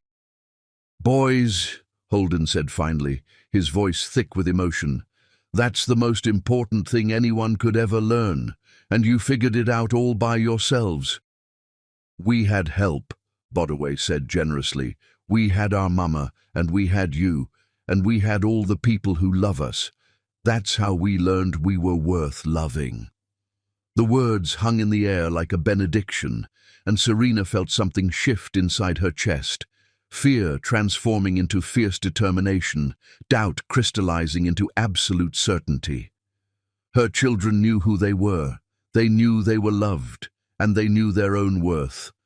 Whatever Alaric tried to do to them tomorrow, whatever lies he told or scenes he made, he couldn't touch that. He couldn't take away what she'd given them, what Holden had helped reinforce, what their chosen family had built together. "I'm proud of you," she told them, her voice steady and strong. "So incredibly proud. Tomorrow, when you tell your story to everyone at the festival, remember that you're not just twin ravens learning to fly, you're teachers showing other people how to see their own beauty." As if summoned by her words of determination, the doorbell rang. Serena's stomach clenched with immediate anxiety. Evening visitors usually brought bad news, but when she opened the door, she found Wachiwi standing on her porch with a warm smile and a covered dish. "I brought soup," the dance teacher announced, brushing past Serena into the house. "And I wanted to check on my favorite little eagles before their big day tomorrow." Wachiwi had become a regular fixture in their lives over the past month, working with the boys through movement to help them process their emotions and express their strength. She was a small woman with graying braids and eyes that seemed to see straight through to the heart of things. "Miss Wachiwi," the boys called, abandoning their book to race toward her with the enthusiasm of children who'd found another adult worth trusting. "Let me see this story I've been hearing about," she said, settling cross-legged on the floor with them as if she were 6 years old herself. They read it to her again, their confidence growing with each telling, their voices strong and clear. When they finished, Wachiwi sat in thoughtful silence for a long moment. "This story," she said finally, "reminds me of something my grandmother used to tell me. She said that every child is born with two things, roots to ground them and wings to help them soar. The most important thing a parent can do is help them find both." She looked directly at Serena with knowing eyes. "Your boys have deep roots," she continued. "They know where they come from. They know they're loved. They know their own worth. And now they're learning to use their wings.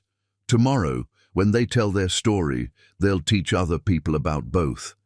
"What if," Serena began, then stopped, not wanting to voice her fears in front of the children. "What if the angry man comes?" Bodaway asked with the directness of childhood. "What if he tries to make Mama sad again?" Wachiwi's expression grew serious, but calm.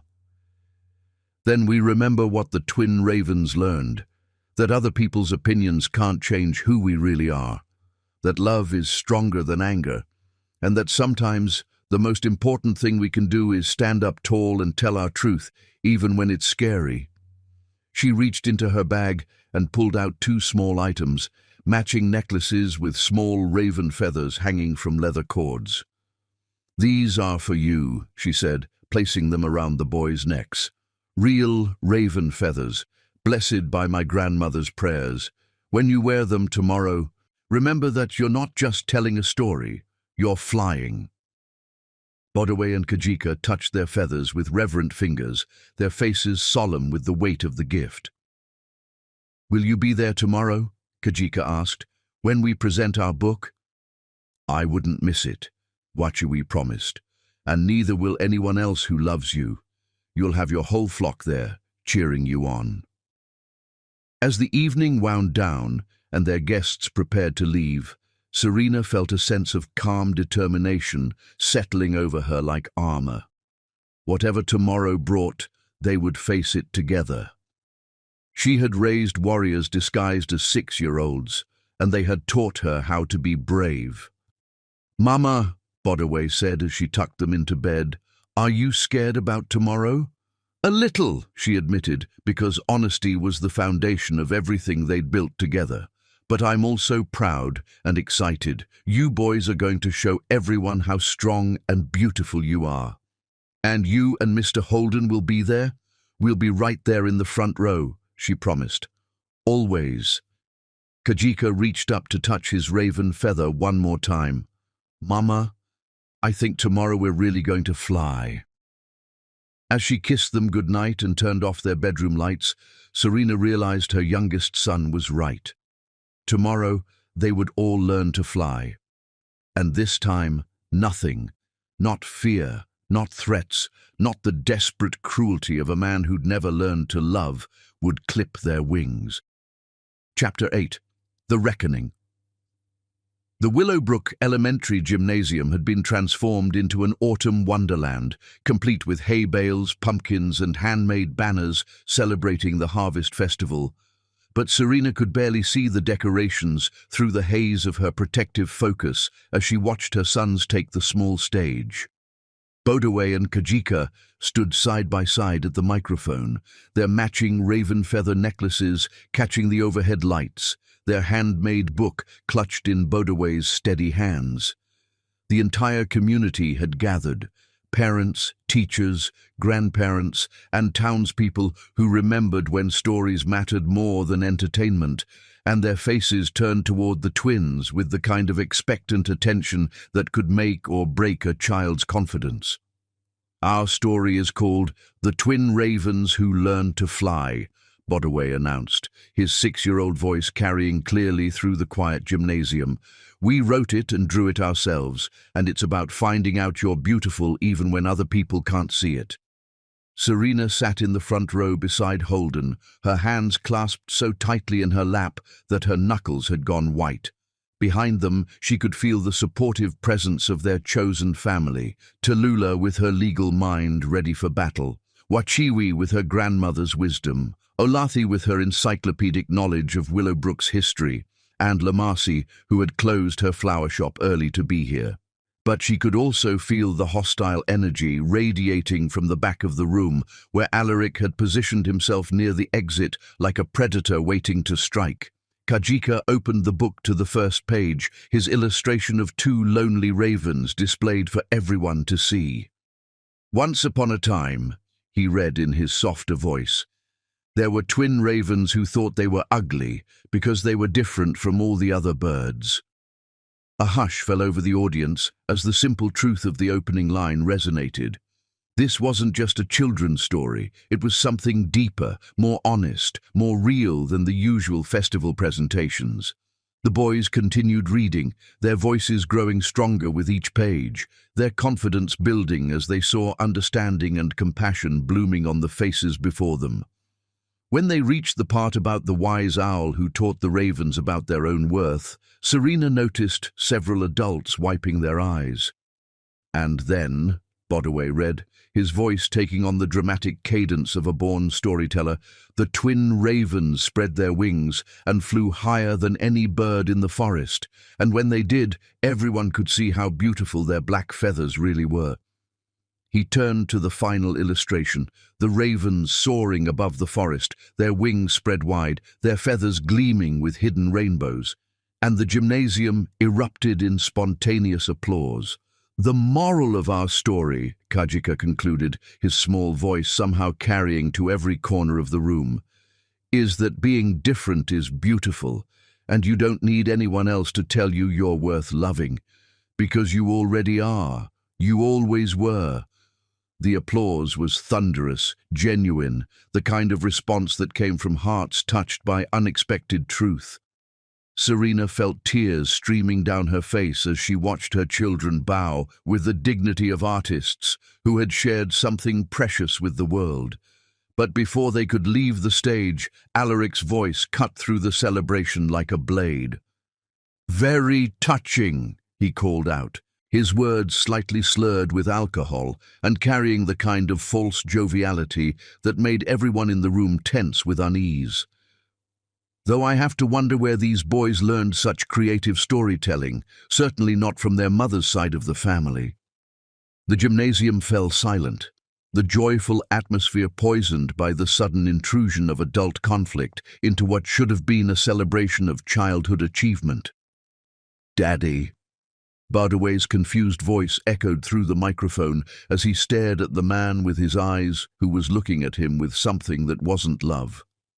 The single word, spoken with such innocent hope, made Serena's heart shatter. Despite everything, despite all their conversations about the angry man, her son had still harbored some small hope that his biological father might want to know him. "That's right, son," Alaric said, pushing through the crowd toward the stage with the kind of aggressive purpose that made people step back instinctively. "I'm your daddy, your real daddy. Not the pretender who's been playing house with your mother." "Alaric, stop," Serena said, rising from her seat, but her voice was lost in the sudden murmur of confused conversation that rippled through the crowd. "Stop?" Alaric laughed, the sound harsh and ugly in the decorated gymnasium. "Stop talking to my own children? Stop trying to have a relationship with the sons you stole from me?" Holden stood as well, moving protectively toward the stage, but Alaric was already climbing the steps, his expensive suit wrinkled, his cologne unable to mask the smell of whiskey. "Boys," he said, his voice taking on a false warmth that fooled no one. "How would you like to come live with Daddy, in a real house, with real toys, instead of hiding in libraries and pretending stories are more important than family?" Kajika immediately moved closer to his brother, their instinctive protection of each other heartbreaking to witness. "We don't want to," he said quietly. "We want to stay with Mama and Mr. Holden."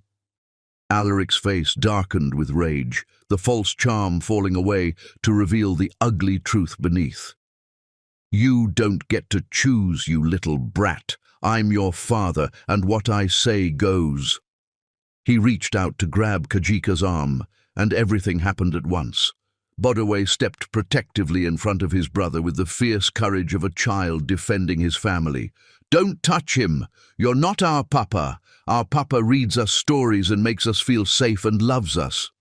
"Your papa," Alaric's voice rose to a shout. "That nobody librarian who's been warming your mother's bed while she played the grieving widow?" The accusation hung in the air like poison, and Serena felt the eyes of the entire community turn toward her with varying degrees of shock, judgment, and sympathy. But before she could respond, before Holden could move to protect her reputation, Olathi's clear voice cut through the tension from the back of the room. "That's enough, Alaric Vaughan." The elderly librarian rose from her seat with the authority of someone who had witnessed 78 years of human drama and wouldn't tolerate cruelty in her presence.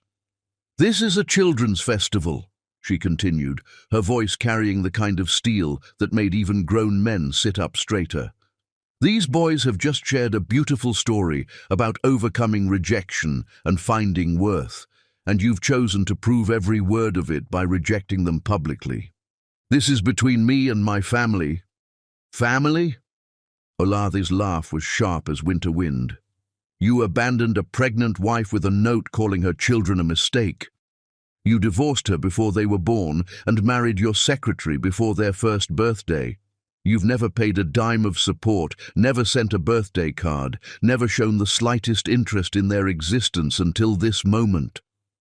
The crowd murmured agreement, and Serena realized that Olathi wasn't just speaking as a concerned citizen. She was presenting a defense that sounded suspiciously like legal testimony.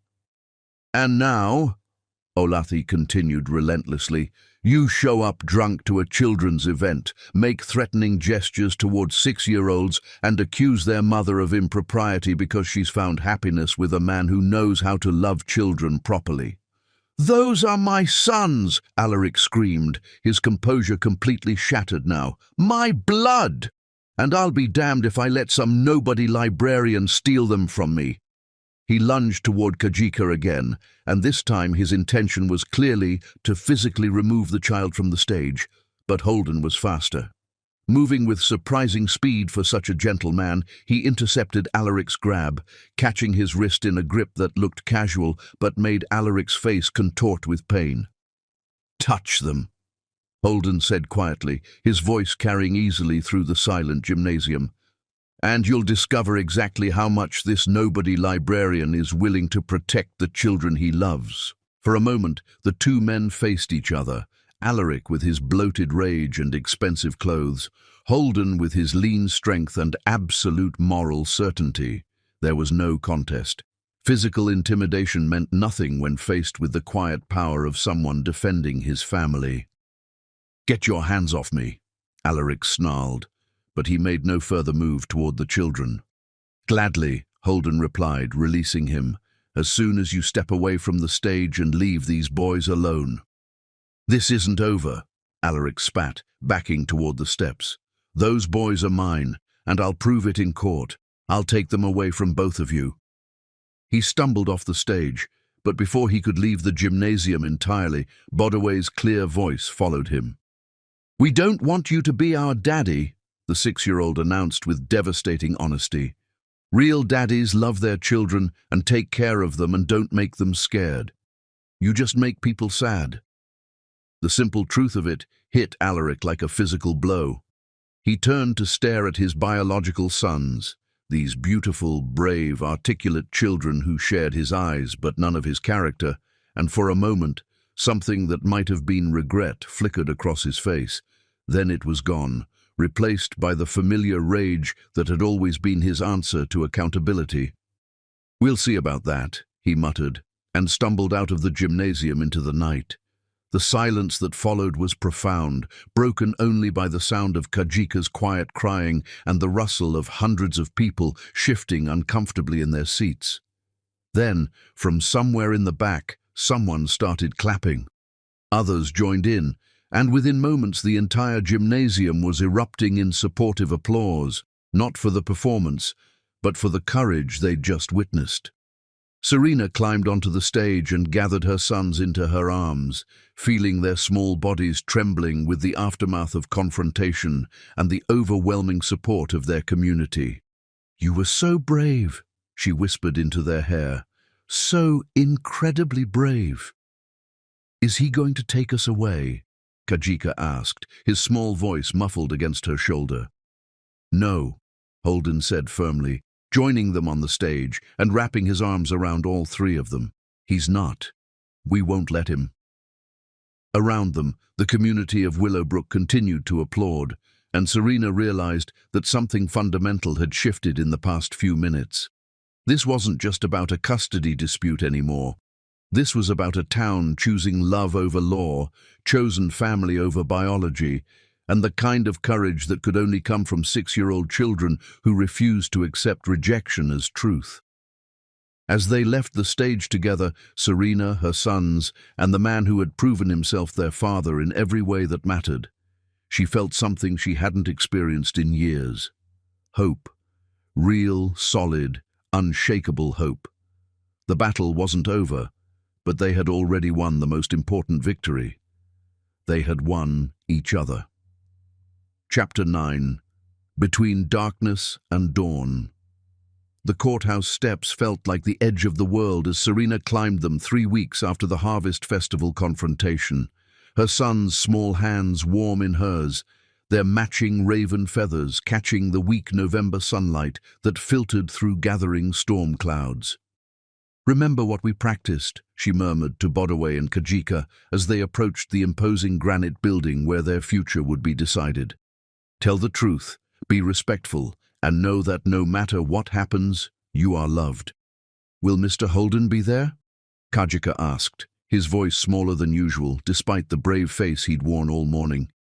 "He'll be right there with us," Serena promised, though her heart clenched at the knowledge that Holden couldn't sit at their table, couldn't officially be part of their legal family, no matter how essential he'd become to their emotional one.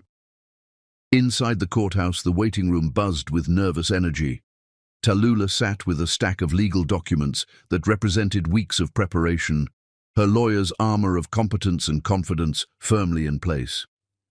Across the room, Alaric huddled with his expensive legal team, his face bearing the bloated marks of someone who'd spent the weeks since the festival drowning his humiliation in alcohol. "How are you holding up?" Holden asked quietly, settling beside Serena on the hard wooden bench. He'd taken time off from the library to be here, though they all knew his presence might be used against them by Alaric's lawyers. "Terrified," she admitted honestly, "but also ready. Whatever happens, we've done everything we could." The past 3 weeks had been a whirlwind of depositions, character witnesses, and legal maneuvering. Vivienne had provided devastating testimony about Alaric's abandonment and current behavior, while teachers, neighbors, and community members had lined up to speak about Serena's exemplary mothering and the boy's obvious well-being. But courts were unpredictable, and judges were human. The possibility of losing her children remained real and terrifying. "All rise for the Honorable Judge Maria Santos." The courtroom fell silent as Judge Santos entered, a woman in her 50s with kind eyes and the kind of presence that suggested she'd seen every family drama imaginable and still believed in justice. "Please be seated. We're here today for the custody hearing in the matter of Vaughan versus Langston. I've reviewed all submitted materials, and I want to begin by saying that the welfare of the minor children will be the sole determining factor in my decision." Alaric's lawyer stood first, a man in an expensive suit who specialized in making uncomfortable truths sound reasonable. "Your Honor, my client seeks joint custody of his biological sons, who were taken from him without his knowledge or consent 6 years ago. Mr. Vaughan has established financial stability, remarried to provide a 2-parent household, and wishes to be a father to the children he was denied the opportunity to know." The carefully crafted lies made Serena's stomach turn, but Tallulah had prepared her for this. They would twist the narrative, paint Alaric as the victim, and hope the judge wouldn't see through the manipulation. "Furthermore," the lawyer continued. "We have concerns about the children's current living situation. Ms. Langston has been cohabitating with an unrelated male, exposing the children to an inappropriate relationship that—" "Objection," Tallulah said sharply, rising to her feet. "Mr. Brennan does not live with my client or her children. He's a respected member of the community who has provided appropriate mentorship and friendship to the family." "Sustained," Judge Santos said dryly. "Mr. Harrison, stick to facts rather than insinuations." The hearing continued for what felt like hours. Alaric's team presented their case with practiced precision, financial records showing his income, testimony from his new wife about providing stability, carefully worded statements about his desire to know his children. But when it came time for Alaric himself to testify, the facade began to crumble. "Mr. Vaughn," Tallulah began her cross-examination with the precision of a surgeon, "when did you first meet your biological sons?" They were... Miss Langston kept them from me." "Please answer the question. When did you first meet Bodaway and Kajika Langston?" Alaric's face flushed red. "At the school festival last month." "So you're seeking custody of children you've never met before last month?" "That's not my fault. She disappeared." "Mr. Vaughn, did you or did you not leave a note for your pregnant wife stating that the children she was carrying were a mistake?" The courtroom fell silent. Alaric glanced desperately at his lawyer, who could only shake his head. It was a difficult time." "Did you or did you not divorce Ms. Langston while she was still pregnant, without providing any forwarding address or contact information?" "I had to move on with my life." "Have you paid any child support for these children in the 6 years since their birth?" "I didn't know where they were." Tallulah's smile was sharp as a blade. "Mr. Vaughn, these children have been enrolled in Willowbrook Elementary School for 3 months. Their mother owns property in town and runs a business. A simple internet search would have revealed their location. Did you make any attempt to find them before last month?" Alaric's silence spoke louder than any answer could have.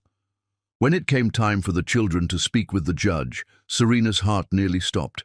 The thought of her 6-year-olds being questioned about their parentage, their feelings, their future, it felt like cruelty disguised as justice. But Judge Santos surprised everyone by requesting that the conversation take place in her chambers, with only the court reporter present. 20 minutes later, Bodaway and Kajika emerged with the quiet dignity that had become their trademark, their raven feathers still gleaming around their necks. "How did it go?" Serena whispered as they settled beside her. "She was nice," Bodaway reported. "She asked about our book and our stories, and who takes care of us when we're scared." "What did you tell her?" "The truth," Kajika said simply, "that you love us, and Mr. Holden loves us, and we don't want to live anywhere else." The final arguments stretched into the afternoon. Alaric's lawyer made a last desperate attempt to paint Serena as unstable and manipulative, while Tallulah methodically dismantled every accusation with documentation, witness testimony, and the simple power of truth. When Judge Santos finally called for recess to make her decision, the waiting felt endless. They gathered in a small conference room, Serena, the boys, Holden, and Tallulah, sitting in nervous silence as the minutes ticked by. Serena's hands stilled on his tie as she looked up into those grey eyes that had seen her through the darkest chapters of her story and chosen to help her write a new ending. "Holden Jet Brennan, you've been their father since the day you first read them stories. Today we're just making it official." Around them, the library had been transformed into something from a fairy tale. Lamasi had worked magic with spring flowers, deep purple irises and golden daffodils, branches of cherry blossoms turned pink and white by the season's touch. Books lined the walls like silent witnesses to their love story, and afternoon sunlight streamed through stained glass windows to paint everything in rainbow fractals. It was perfect. Small, intimate, surrounded by the stories that had brought them together and the community that had chosen to love them. "Mama! Mr. Holden!" Bodaway's voice rang through the library as he raced toward them, his small form resplendent in the navy suit that made him look like a prince. Behind him, Kajika followed with more dignity but equal excitement, both boys wearing their precious raven feathers alongside flower boutonnieres that marked them as something more than guests. "Are we really going to be a real family today?" Kajika asked, his 7-year-old wisdom still startling in its directness. "We've been a real family for a long time," Serena said, kneeling to their level and smoothing their hair with maternal hands. "Today we're just telling everyone else what we already know." "And Mr. Holden will really be our papa," Bodaway pressed, needing the reassurance that comes with making dreams concrete. Holden knelt beside Serena, his hands covering their small shoulders with the protective gentleness that had become second nature. "If you'll have me, if you want me to be your papa for real, not just in our hearts." "We've wanted that forever," Kajika said seriously, "since the first story you ever read us." "Then it's settled," Holden said, his voice thick with emotion. "Today I become your papa, and you become my sons, and we all become something beautiful together." The sound of voices in the main library announced the arrival of their guests. Not many, but each one chosen for the love they'd shown this unconventional family. Tallulah had driven up from Boston with her partner, determined not to miss the moment she'd helped make possible. Wachiwi arrived with traditional Native American wedding blessings woven into her silver hair. Olathi came bearing the marriage license and the authority to officiate, having become ordained online specifically for this ceremony. Even Vivienne appeared, slipping quietly into the back row with a small gift wrapped in silver paper and tears already bright in her eyes. She'd left Alaric 4 months ago, finally finding the courage to choose truth over comfort, and while their divorce proceedings were ugly, her freedom felt like another victory for love over fear. "Places, everyone," Olathi called with the gentle authority of someone who'd shepherded countless life transitions. "Love is patient, but wedding guests get restless." The ceremony began with Wachiwi's blessing, her voice carrying the wisdom of generations as she spoke about the sacred nature of chosen family, about love that heals old wounds and creates new possibilities. Then Bodaway and Kajika stepped forward, their young voices clear and strong, as they read a poem they'd written together. "Today our family gets bigger. Today our hearts get stronger. Today we promise to love each other forever and even longer. Mama found someone who sees her light, Papa found the love he was seeking, and we found the father we dreamed about in a man who loves us without speaking. All the words that don't matter when actions say it all. We choose each other, we choose this love, we choose to stand tall." There wasn't a dry eye in the small gathering as the boys presented rings they'd helped choose, simple bands that would mark this commitment to build something lasting together. "Serena Aurelia Langston," Holden said when it came time for vows, his voice steady despite the tears tracking down his cheeks. 6 years ago, you walked into my library broken and beautiful, and I knew that you were worth waiting for. You taught me that love isn't about being perfect, it's about being brave enough to heal together. You gave me these incredible children to love and a purpose I never knew I needed. I promise to love you through every storm, to choose you every day, and to prove worthy of the trust you're placing in me." Serena's hands shook as she held his, her own vows spilling out with the honesty that had always marked their most important moments. "Holden, you saw me when I couldn't see myself. You loved my children before they were yours to love. You stood with us through our hardest battle without asking for anything in return, except the chance to be part of our story. I promise to love you with the same patience you've shown us, to build a life with you that honors the journey that brought us together, and to never take for granted the miracle of being chosen by someone who chooses so well." When Olathe pronounced them husband and wife, the kiss that sealed their marriage was soft and profound, and full of 6 years of suppressed longing, finally set free. Around them, their small congregation erupted in joyful applause, but Serena was only aware of Holden's lips on hers and the feeling of coming home to herself.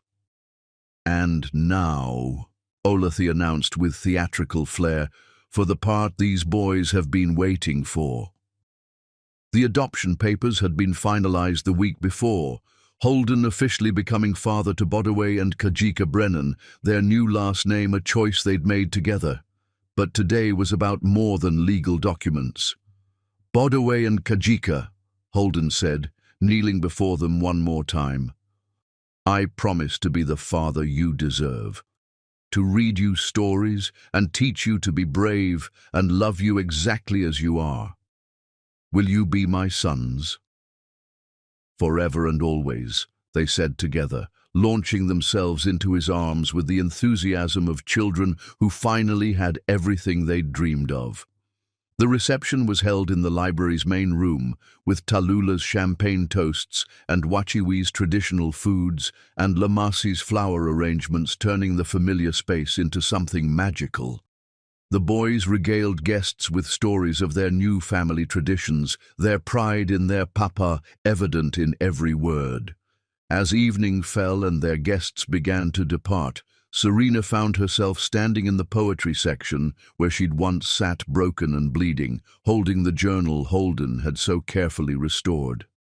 "Regrets?" he asked, joining her among the books that had been silent witnesses to their beginning. "Only one," she said, surprising him. "I regret how long it took me to believe I deserved this." She opened the journal to a page she'd written just after the custody hearing, new words added to the collection of her journey. "I am learning the difference between love that lifts and love that lowers. And I am teaching my children the same lesson by choosing a man who sees eagles when he looks at us and calls us beautiful without needing us to change a single feather." "You wrote that for us," Holden said, reading over her shoulder. "I wrote it because of us. Because you taught me what real love looks like." 1 year later, they stood in the garden of the Ashworth estate, their home now, filled with laughter and books and the comfortable chaos of a family that had chosen each other completely. Serena's children's book series, The Adventures of the Twin Eagles, had become a bestseller, touching children around the world who needed to learn about their own worth. Bodaway and Kajika raced between the flower beds they'd helped plant, their 8-year-old energy focused on catching fireflies in the gathering dusk. They wore new raven feathers, gifts from Wachiwi for surviving their first year as officially adopted children, but their joy was entirely their own. "Mama, Papa," Bodaway called, using the names that had become as natural as breathing. "Come see the story we're writing about the wise owl who helped the twin eagles find their real family." Serena exchanged a look with Holden that was full of shared wonder at the life they'd built. They'd created something neither had dared to dream of, a love that honored both their histories and their hopes, a family that proved blood mattered less than choice, a home that welcomed healing and growth and the kind of happiness that came from being truly seen. As they walked toward their children, hands intertwined, Serena thought about the letter she'd found tucked in her journal that morning, 6-year-old words she'd written to her future self in a moment of desperate hope. "Someday I will be worthy of real love. Someday my children will know their own value. Someday we will have a home where we can be ourselves without fear. Someday the pain will make sense because it led us to something beautiful." Someday had arrived, and it was more beautiful than she'd ever dared imagine. In the gathering twilight of their garden, surrounded by the laughter of children who felt safe in the world and wrapped in the arms of a man who had chosen to love them all completely, Serena Aurelia Langston, Brennan finally understood what coming home really meant. It meant being brave enough to stay when love was real. It meant teaching your children that they were worth fighting for. It meant believing that broken stories could be restored to something more beautiful than they'd ever been before. The twin eagles had learned to soar, and they would never stop flying. The end.